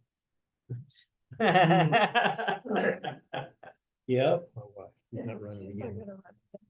Well, she didn't run the first time. She got appointed to fill one in. Mhm. Agreed to do that, but Was it 2 year or 4, Is that enough fun? yeah. You can relate to that, can't you? Mhm.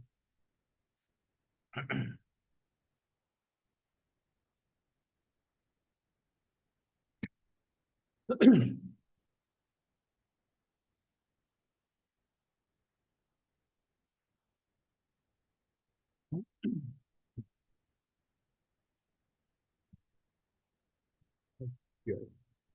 I was seeing 8, he didn't have 8 up there. We got GIS.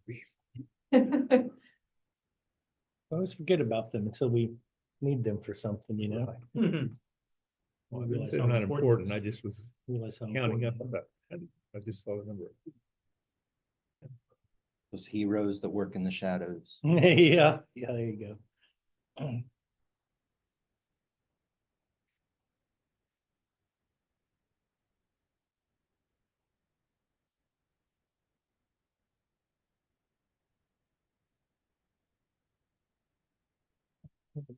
That's fine.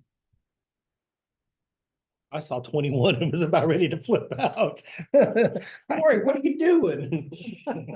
Lots of heroes in the shadows. Yeah. Hey, I was looking at the wrong one, sorry. Okay, now we're good. All right. Good afternoon, Commission. Thanks for Shiloh reminding me it was afternoon there. Here for the ITGIS initial budget requests. We have an overall increase this year for our request of $166,000, $166,007. For unfortunately, I needed to put some increases in. Last year, I kept it actually under a $10,000 increase, which I just can't do this year. We are kind of playing a shell game, and I don't know where a lot of things are going to land. I mean, I'm sent tariff pricing lists from various vendors that we have. I'm sent lists that have tariff amounts on it, some that don't.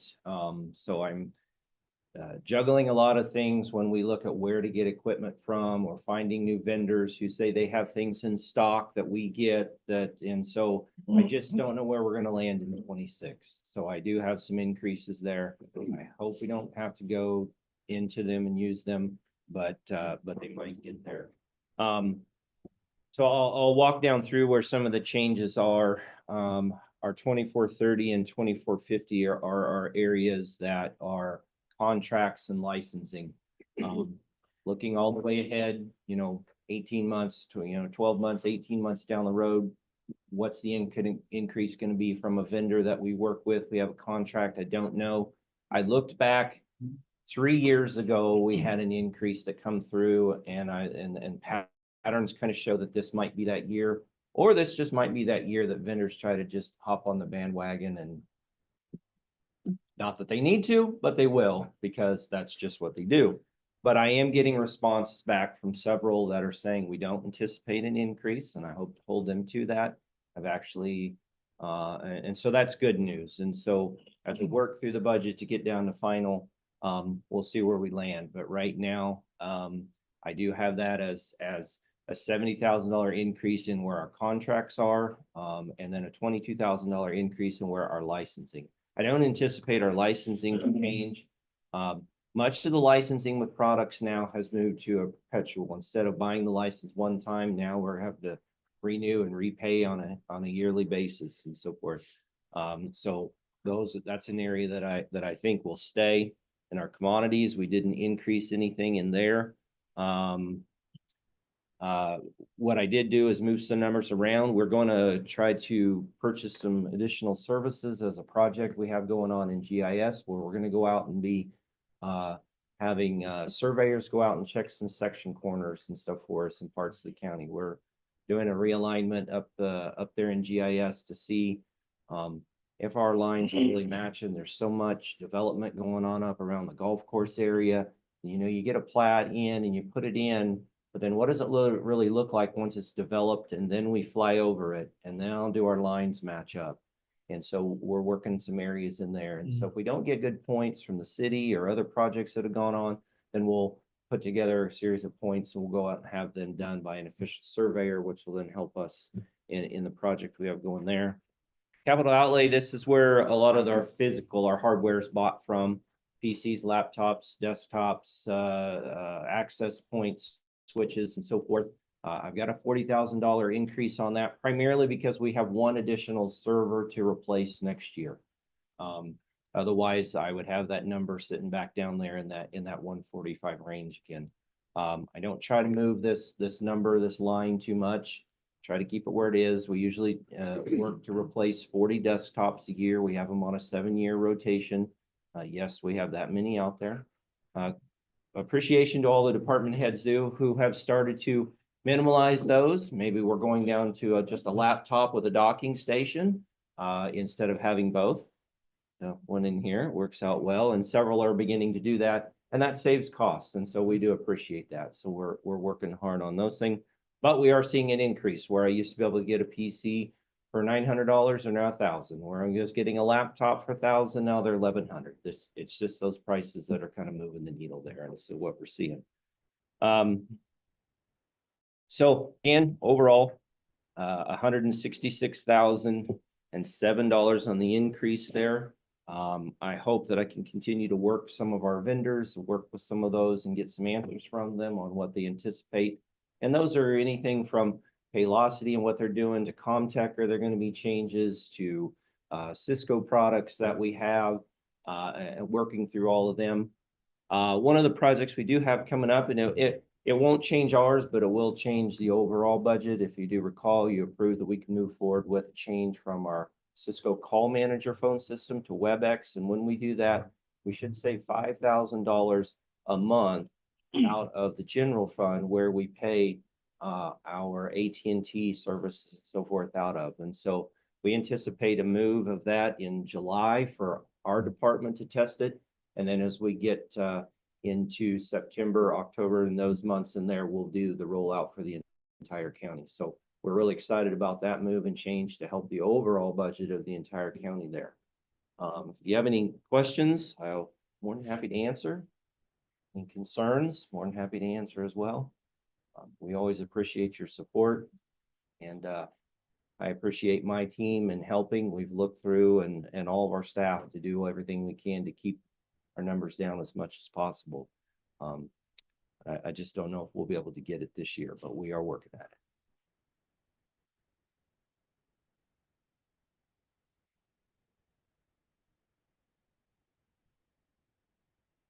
Okay, thank you, Commission. Thanks, Corey. Appreciate it. Have a good day.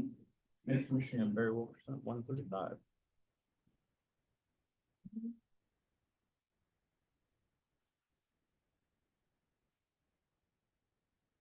Seventh inning stretch. Yeah, boy, feel like it. Trying to get everything set up for the tax sale stuff. We got the motion for default When is that tax sale? Thursday. That's at least just the motion for default. The actual tax sale is for a while, but Yeah, that's what I was wondering, the actual day. I was gonna say, if it's Thursday, I missed that on my calendar. no, we got some time. They're always interesting. Yeah. It seems like it'll stay interesting. Any structures on it so far? I think 5 or 6. Oh, really? That'll change though. Yeah, Maybe not. yeah, maybe not. Is that when you said default, that's when they can pay it off with only paying, or is that already date? I know there's one date they can pay off just. That's just the filing date. Mhm. That's the filing date. So that was a little while ago where they had it until the filing date, they can pay the most, Most distant one. the most distant here, they could pay and avoid. But now But since it's now been it's filed, everything. everything has to Pay be it paid. all up. We did have one person come in and pay all of it, so that was nice. But nothing else. Did it change ownership? No, I don't think so, no. Not that I'm aware of. One of the more interesting ones is I forget his name, Mark Samurai, I think was. Oh, yeah. His house. now. It's been on the market forever, and it is a monster of a house. It is, really is, and they got pictures of it on, on He spent $1 websites. million rehabbing it. Yeah. Oh, really? Because Yeah, it great looks at it. like there's a. I thought before, because we had, when I was in Proclamation, they had us come out and look at some stuff. What was stuff? Where is Yeah. it? It's right over by University Cherry Park. Hill. Yeah, like under the entrance of it. Up back up to New Cherry Hill, so. Yeah, I want to say break, but I don't think That's that's a right. monster of a house. yeah. It looked like It from was the, almost $750,000 or something when they first built it, wasn't it? probably, I bet. I'll bet back then it Yeah, was. I think they're Yeah, now it is. still trying to Well, sell it for probably. 700. I With think a house like that, it's got some unique features to it. Didn't Yeah. you say you did the drywall or something there, or no? I don't know. I don't remember that one. I did several in Cherry Hill when I was going to college. Is it the one with That's the about that. pond inside it? No, it does have a pool in the back. Harvard, Go in the it's on, back. it's on Harvard, the end of Oh. Harvard. It looks like it had some Remember that extensive house? There was a mold house damage Mhm. from had the that- pictures. The coys, Mhm. fish Yep. going it through it. This is several years ago, it was not. Yeah. Yeah, I can't imagine it's gotten any better. Oh, no, it's not. It's out there on Zillow. I've looked at it. Well, There's a and potential, yeah. Talk Jenna, about spend some money on that thing. yeah, Jenna and Shannon went out and took pictures of all the structures that are gonna be on it, and there was a car there that wasn't even registered. It was unexpired tags on the property. That's a city property. Mhm. That's breaking city code. Yeah, I What's know. My hands are off. That's a city property. It's Which municipal. one's that? He said there was a car on there with an expired tag. Oh, gotcha. Yeah. It's in the city limits. Yeah. Yeah. 3,100 square feet on the main floor, and plus. Oh, I was full- gonna say. Plus the full walkout Okay, basement. okay. Well, if the Drive. car isn't driving around, they can't cite it, can they? No, well, I mean, they could still, Yeah. if it's City. not- It's supposed to be moved around at least within 48 hours. Unless If it's it's in a being public- worked. Unless it's under. They're being worked on. Hmm. Oh, okay. I thought if you set it in your driveway, you didn't have. to. It's all supposed to be tagged. Is that house in the city, even if it's in your driveway, you can't? Yep. I know if it was on a public roadway. Yeah. No, I'll even- park I on think that's the the difference between street. registered In Ryland, we have that. registered and tagged. Registered. Well, that's what my neighbor said too. Tag When we were expired. trying to achieve some of the schedule. Common in small towns. Barry's not gonna take more than 5 minutes. No, it's a monster of a house. It's a good bachelor pad, John. I had $1 million to rehab it, and we talked about that. I'll pitch in some help in that. Let me start a GoFundMe, and we'll see how that Yeah, you goes. both have your own wing. Yeah, that's true. You could, that's true. Put a big retaining wall in the middle of it there. I got some construction experience, I can help. Me too. You good at rehabbing a pool? That, that I think is the one thing I've done tile work. Yeah, I'm okay with the pool. You can have that. That pool is. Yeah, that section that's got the pool in Yeah, it. you can have that. Yeah, that doesn't look so good from the aerial photos. Y'all know Greg's got Zillow up there, but it's got a lot of pictures on it. Uh-huh. Let's see. It has been on the market for a couple. No, I know Cherry I- Hills. I remember that back when I was in school, our bus used to pass it all the time. Cherry Oh, Hills. yeah. Is he on? Huh? Is he fast? Yeah. Yeah. Oh, okay. Yeah, Those guys Hey, can Yeah, get the it. estate's been trying to sell it for God knows how long. You can see it. the big lot. 15 years or so? Nasty cool. I think that Oh, kind of that's happened when cute. they were Yeah. just What starting. is this 'cause wing? They Cars? had part ownership in Manhattan Meat down That's here. the picture. Oh, they did? It did. They've done a lot of stuff. Yeah, and it was a big deal. Tax sale, one of the properties in it. I might be wrong on that. It's been a long Samurai, time. Mark Samurai. Oh, yeah. It's a giant property. It's right over by It Cherry must have Hill been a area. car.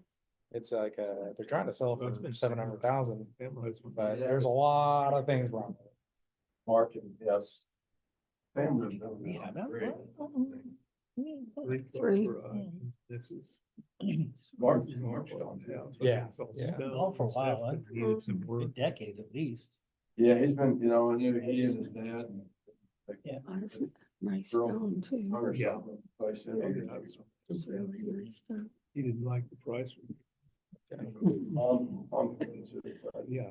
Well, that's three big car, big. That's a family. Yeah, you don't say. Huge garage.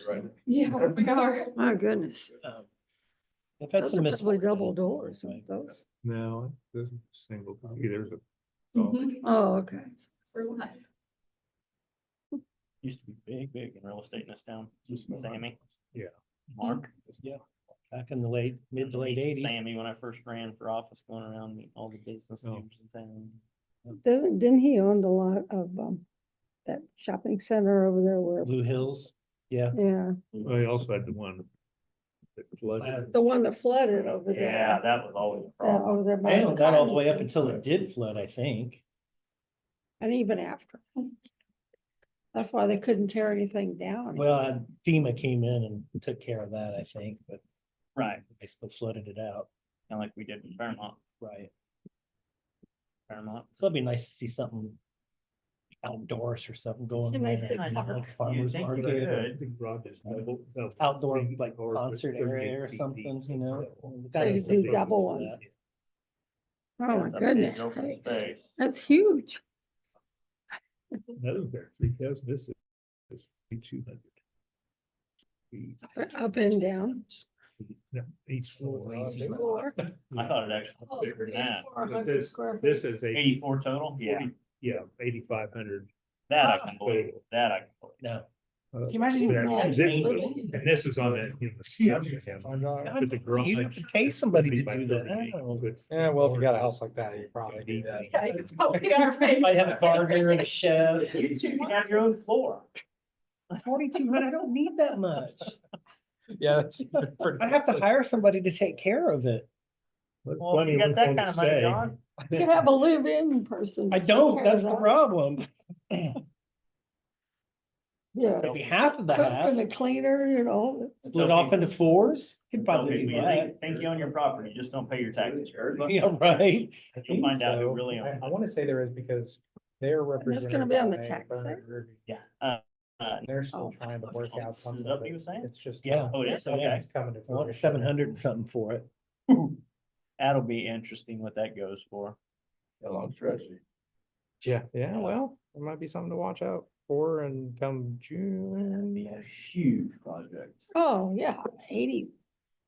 Price of 400 square construction right feet. now. Ooh.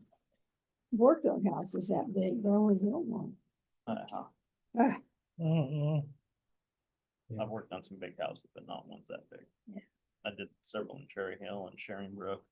I remember when that subdivision was going in there in the mid 80s.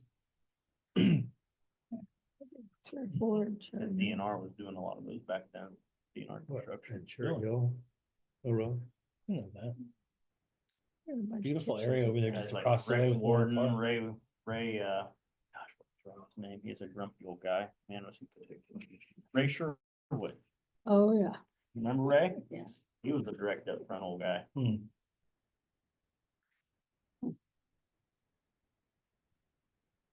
Well, Chuck Reagan was up there too. Mhm. Chuck Reagan, remember he was Remember him? on university? Name sounds familiar. He was at university, he was the second in command. Gotcha. So he's real. His wife was, If I could buy any house I wanted, buy some Sharon Brook. Or buy a Nice Hill. big lots. that's a nice Big neighborhood. lots, really established streets by now. One thing I like about the Cherry Hill area is you've got Warner Park over across the way. Right. You can- I told you you. can own- It's kind of odd to find that Cherry Hill. It's kind of an odd. Then you go up and you have to take a really blunt right, and then you gotta go through a little outlet area. Okay. Oh. Just get started. Yeah. Like say trying to find it, but that's true. One side backs up. to one of those. It opens up pretty quick once you get there, but it's hard to get into. I got that It's different. brick thing in there, and then they've got that Yeah. real tight round, it's almost a roundabout basically, and then once you get into there, then it opens up. Did do the drywall on Bill Snyder's house. Did you? That could. Yeah. Cause that's a lot. He lived He's up- still a Yeah. Tatarack. I'll watch you. I'll take your lead. 'cause I- He's still there. They've remodeled it a few times and I did something with my Next door, sure. Tom Hawk. Tom. he will mention that, Tom will.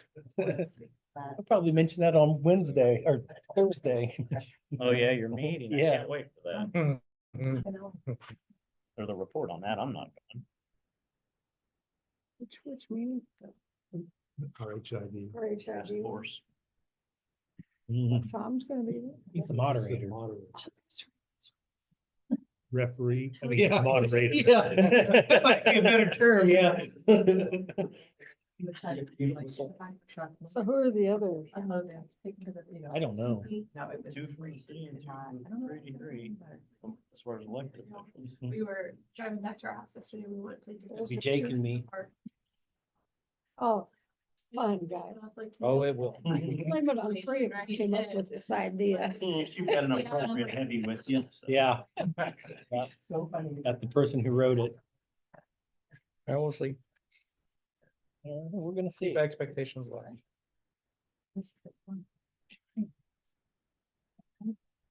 Well, and I'm also aware of 3 other ones that may be coming our way too. RHIDs? Personal reason. I think they're going tomorrow. which one is that? Good yesterday. And he's. on today. Infill, one of them tomorrow. Yesterday and so. That one. Okay. The one that's not in Bill. There's also one. up No, north. he's got one that's infill. Oh, he does. Tomorrow. Does now, huh? That's what it's. Paper. See, And it's an RHID? the work session. Well, they're The housing sales tax. They're looking for, of course, that's workforce.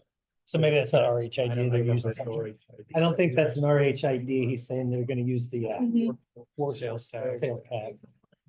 I didn't know that was also RHID or not. No. Just- I don't think so. I'm gonna I look. think that's the money that the city set aside Yeah. from sales tax in particular, specifically for that. You're Megan to tell them. We're ready for Mayor Commissioners? Yeah. It's your turn. Rich caught on.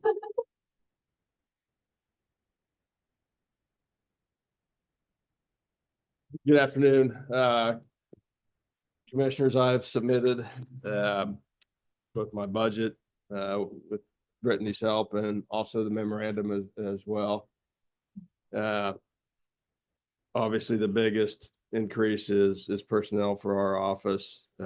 Although, and I'm willing to go through any of these you have any questions on. I've tried to look at each one.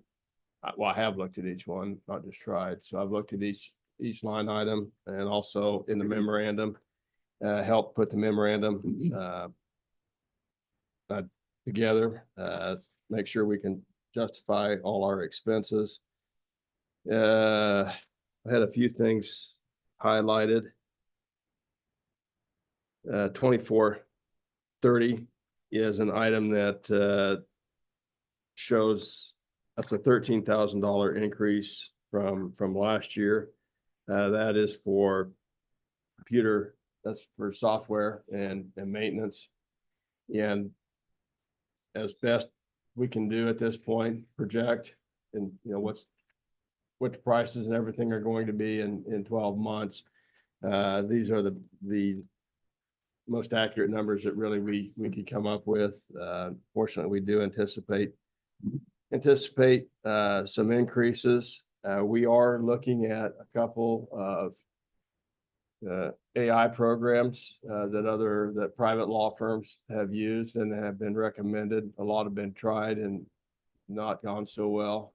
So we're trying to at least get an idea from private firms, what has worked, what hasn't worked, and then look at our own. Discovery program would be one of the items, and also in transcripts, which if we want to transcribe an interview or we want to transcribe something that's on audio video. Right now we have to take that, we have to send it to a transcriptionist. It can be expensive. I think we've allowed $12,000 to $13,000 this year for transcriptionists. If we could find an AI program that would, it needs to be accurate. If it's not accurate, it's not going to do us a lot of good. So we're going to try to check out a couple of programs that one Tom Bath gave me, a good friend of mine, and so see if that won't work, and that may, at least in the future next year, reduce some cost if we can go to an AI program, software program for that.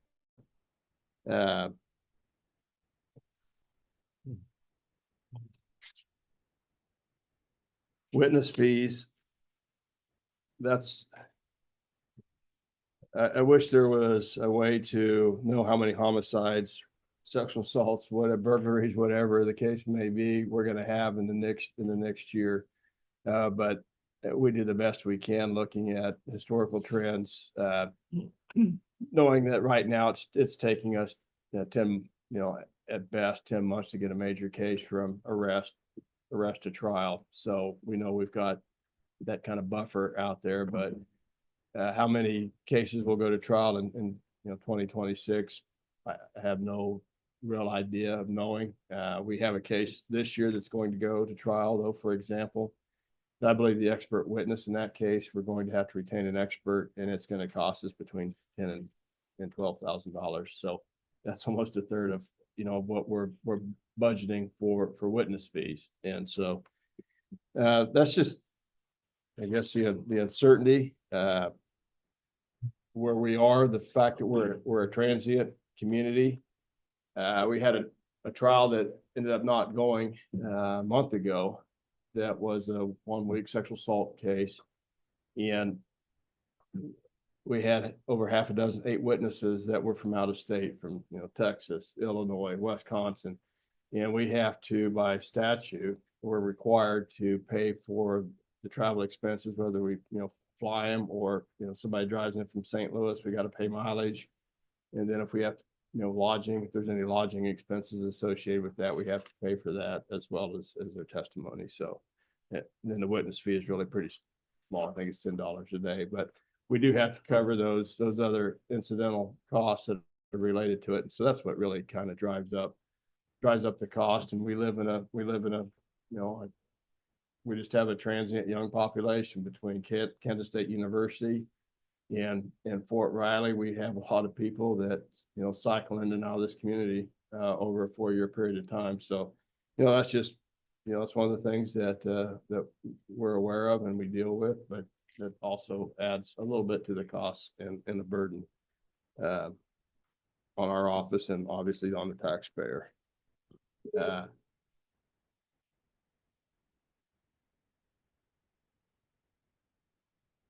There were three areas, and I talked to Ms. Phillips, and I talked about this before I submitted it on items 2760, 2765, and in 2990, and they involve contractual services, consultants.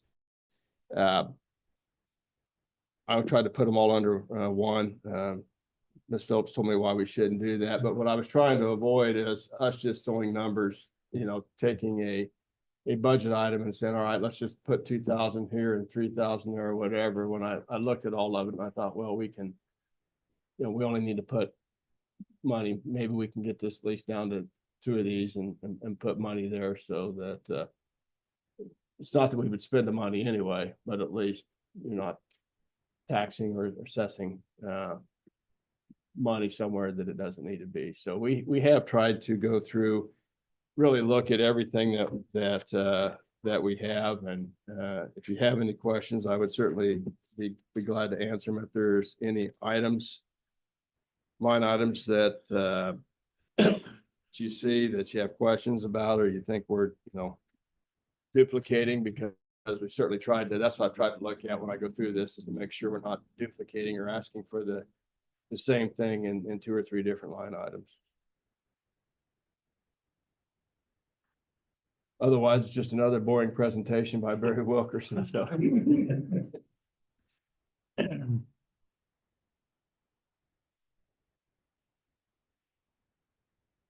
Didn't realize your office was actually at 21. Got a lot of people in that small spot. We do. When the consultants see it tomorrow, we've got a lot of stuff sitting around that we're going to have to do something eventually, sooner rather than later, hopefully.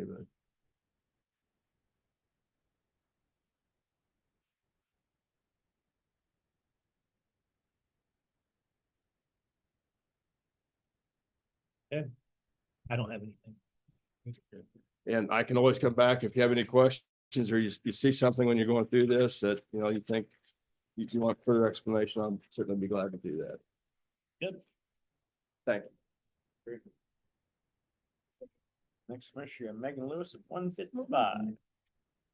No, you made town hall. I did. You did. Yeah. That just means he won't come and give us a staff update.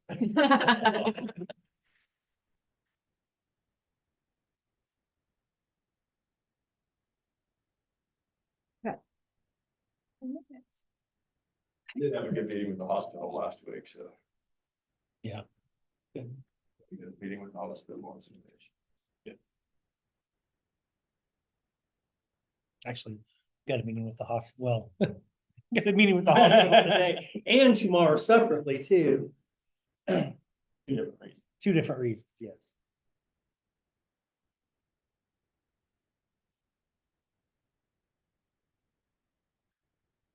They're very proactive in keeping children safe.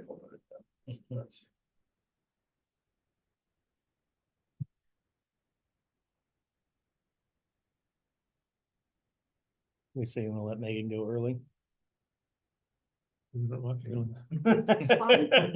Fine with me. Barry's here to make me nervous. We'll see if he can be successful with that.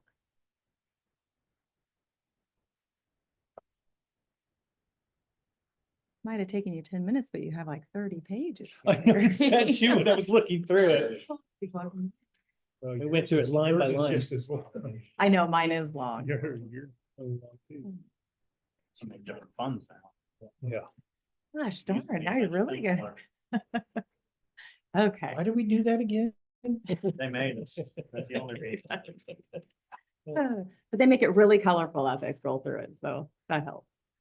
Okay, Megan Lewis, and I'm here for Community Corrections to present our 2026 budget. You are familiar with this because we did present most of this information for our KDOC grant applications. So Community Corrections is a combination of multiple funding sources, including KDOC allocations. Then we get city and county alcohol funds, as well as other grants to fund our programs and operate successfully. Our adult services provide supervision to moderate and high-risk adult felony offenders in Riley and Clay counties. Juvenile services utilizes intake and assessment on juvenile offenders and then children in need of care who are brought into custody by law enforcement, as well as we provide juvenile intensive supervision programming, supervision to moderate and high-risk juvenile offenders in Riley and Clay County. We also have the Youth Court Immediate Intervention Program, and that is designed as an early intervention program for first-time misdemeanor offenders through a jury of a peer system. So for our 2026 budget, the adult services budget for the Riley County Community Corrections received additional funding to use towards personnel operations. In 2024, we were specifically, we had to use that money only on operations and not personnel. And as you're aware, that we were then able to, for this coming year, allocate that towards personnel expenses as well. In addition, we have a Pawnee Mental Health Care Coordinator position that we use an allocation from KDOC to pay for a portion of that contract. You'll see that down here. And then for juvenile services and both adult services, we pay for majority of the salaries and benefits, travel expenses, and direct client services through those funds. And then for our KDOC reinvestment, told you it was colorful, that bright yellow. For our reinvestment funds. Works well if you're a Wichita State fan. Yes, look at you. That primarily pays for our juvenile services officer, and then the remaining funds are used for office supplies and client services and incentives. And then we have our BJA grant. What's that acronym for again? Bureau of Justice Administration. Thank you. Okay. I was like, is this a test? Okay, so that grant is set to end in September of 2025. I know we've shared that. I think Brittany shared it earlier today, but we did want to make sure to let you guys know that that grant is set to end. We do pay for 100% of one of our ISOs out of those funds, as well as other client services. Was that set to end already, or is that? It's set to end September 30th. It's nothing that we were canceled or it got pulled. Yeah, Because it's that just follows along that same federal timeline. there. yeah. What they haven't granted us is an extension. We are in the process. We've applied for an extension, and they've really paused a lot of that. Mhm. So we had asked for a 4-month extension to use the remaining funds. And in history, they really have granted most of those. And right now they're not as eager to grant those extensions to spend the funds. So just to make you aware of that. Just to jump in really quick, that's why you see some budget in 2026, even though we expect it not to go, but because they're asking for that extension, that's why we're still budgeting for a portion of those costs in that first quarter. It would take us, if they granted it, it would take us through the end of January. And that's why it included. Okay. So I had been in communication with Brittany, Barry as well. We've talked to Judge Lewison and Judge Bosch, and we've been in touch with the city to see if we could potentially access some opioid funds to pay for some expenses with recovery court. We'll scroll. We have our ADSAP funds. That's what we pay for our client incentives for recovery court. So we utilize those funds to cover those, the gift cards, the goodie baskets, the different rewards that they get. Kansas Fights Addiction. You'll see, we don't have this. This ended this year. So it shows up still, but we will not have this for the coming year. That was a 1-year grant. They gave us a 6-month extension because we had some remaining funds, and they were very gracious in trying to get us to spend those down. So we will not have that moving forward.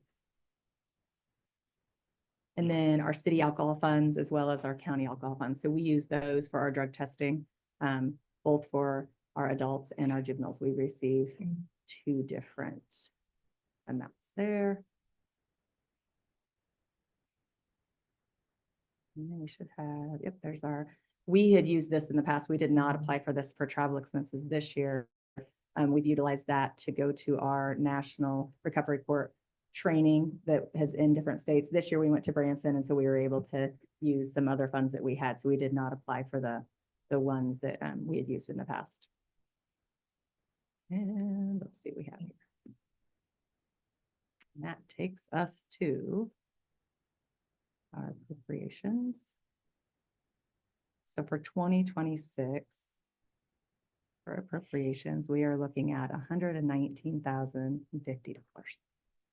That's juvenile. That's it. Okay. And then the one before that was. Oh, did I pass it? I'm sorry. I was scrolling too fast. Let's go back. So the juvenile accounts for the Clay County appropriation as well. And then the adults, There it which is this one, is that 100,000. There. 50 or 34. 34. Yep. dollars. So that's just the adult. Sorry about that. And I did want to remind you that we did get that 37,000 from Clay County. And then we have our Carolyn Pine grant. We use this grant to pay for different services for our clients, such as dental care, vision care, some of those services that we don't have other funding for. So it's been a blessing to have. And then we have our grader, the Manhattan Foundation. There we are. And we use that more for mental health services to help pay for some of those expenses that we don't have other funds for our clients. Let's see what else we have. Daniel Keating, that supports our protective homes program and juvenile intake assessment. So we pay that stipend for protective homes as well as supplies and clothing, different items that kiddos might need when they come into custody.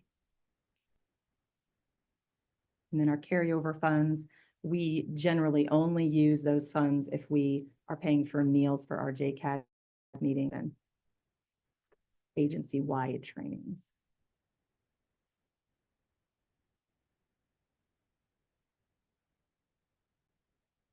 And that is it.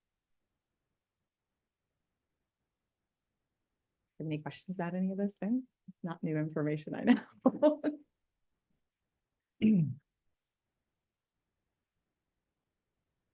Rich does.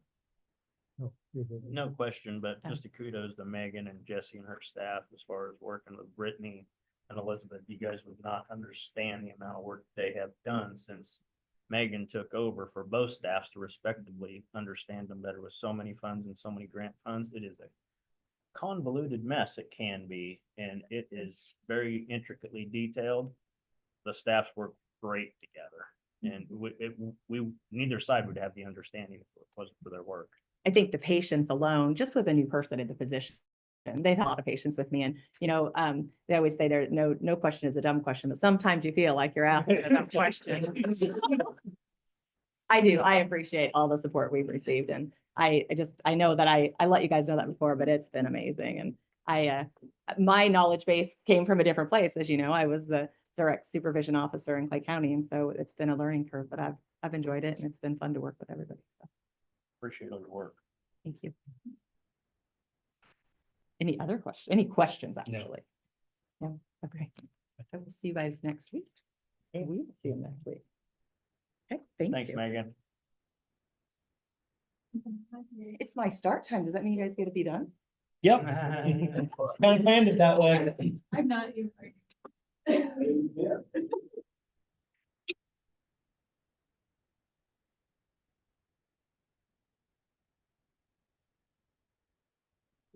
Made me dizzy almost going through it. It is a lot. You had one individual just paid off their taxes. Okay. So now that number just. We were went talking about it. down. I know, right? Maybe they heard us and ran over. We should talk about it more often. Yeah, right. The more they pay off, the better. For sure. If I could really quick, you guys asked about Kwanzaa water earlier, so I was correct. It does end in 2028. And they have already paid off their specials so that they paid them off in 2021. So we got that right away. Oh, So it did have specials, but it's It paid did. in full. Yes, yes. so part of it was specials and part of it was county. Yes, yeah, and then we've kind of, that bond, that it's part of that bond refunding. And they've Oh, kind of yeah. grouped a lot together, so while economic development will stop transferring that money in 2028, that bond itself goes on for quite a while, because there's other bonds within it. Oh, would be That's the thing I always hate about the refunding, refinancing is I like keeping things separate. That way you know what they are, but when you refinance, you know, the bigger the refinance, the better interest rate. Yeah, And you you can get it. convolute all the various projects. For 40 years. Financially, financially, it's better off for everyone involved. When those rates were down to nothing a few years ago. That's when it City all happened. Riley. Yeah, Bunch that was and refinance. 21, we did that 21.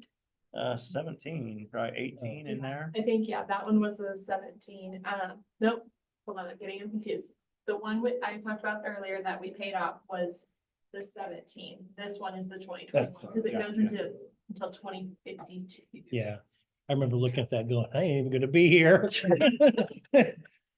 And just so the commissioner know, all related to budget, that's something Greg Berenberg, our financial advisor, keeps an eye on for us periodically, because they have the equation.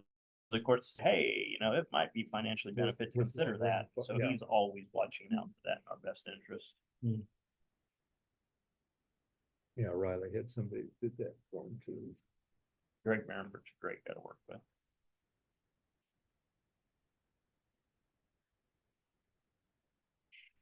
Okay, I know we all hate to leave early, but Yeah, Oh, a no. whole 10 minutes or something.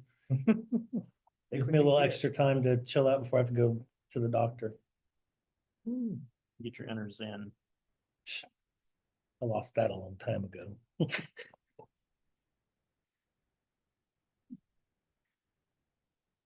Well, let's see, I would make a motion to adjourn the May 12th, 2025 meeting of Raleigh County Commissioners. I'll second. been moved in second to adjourn the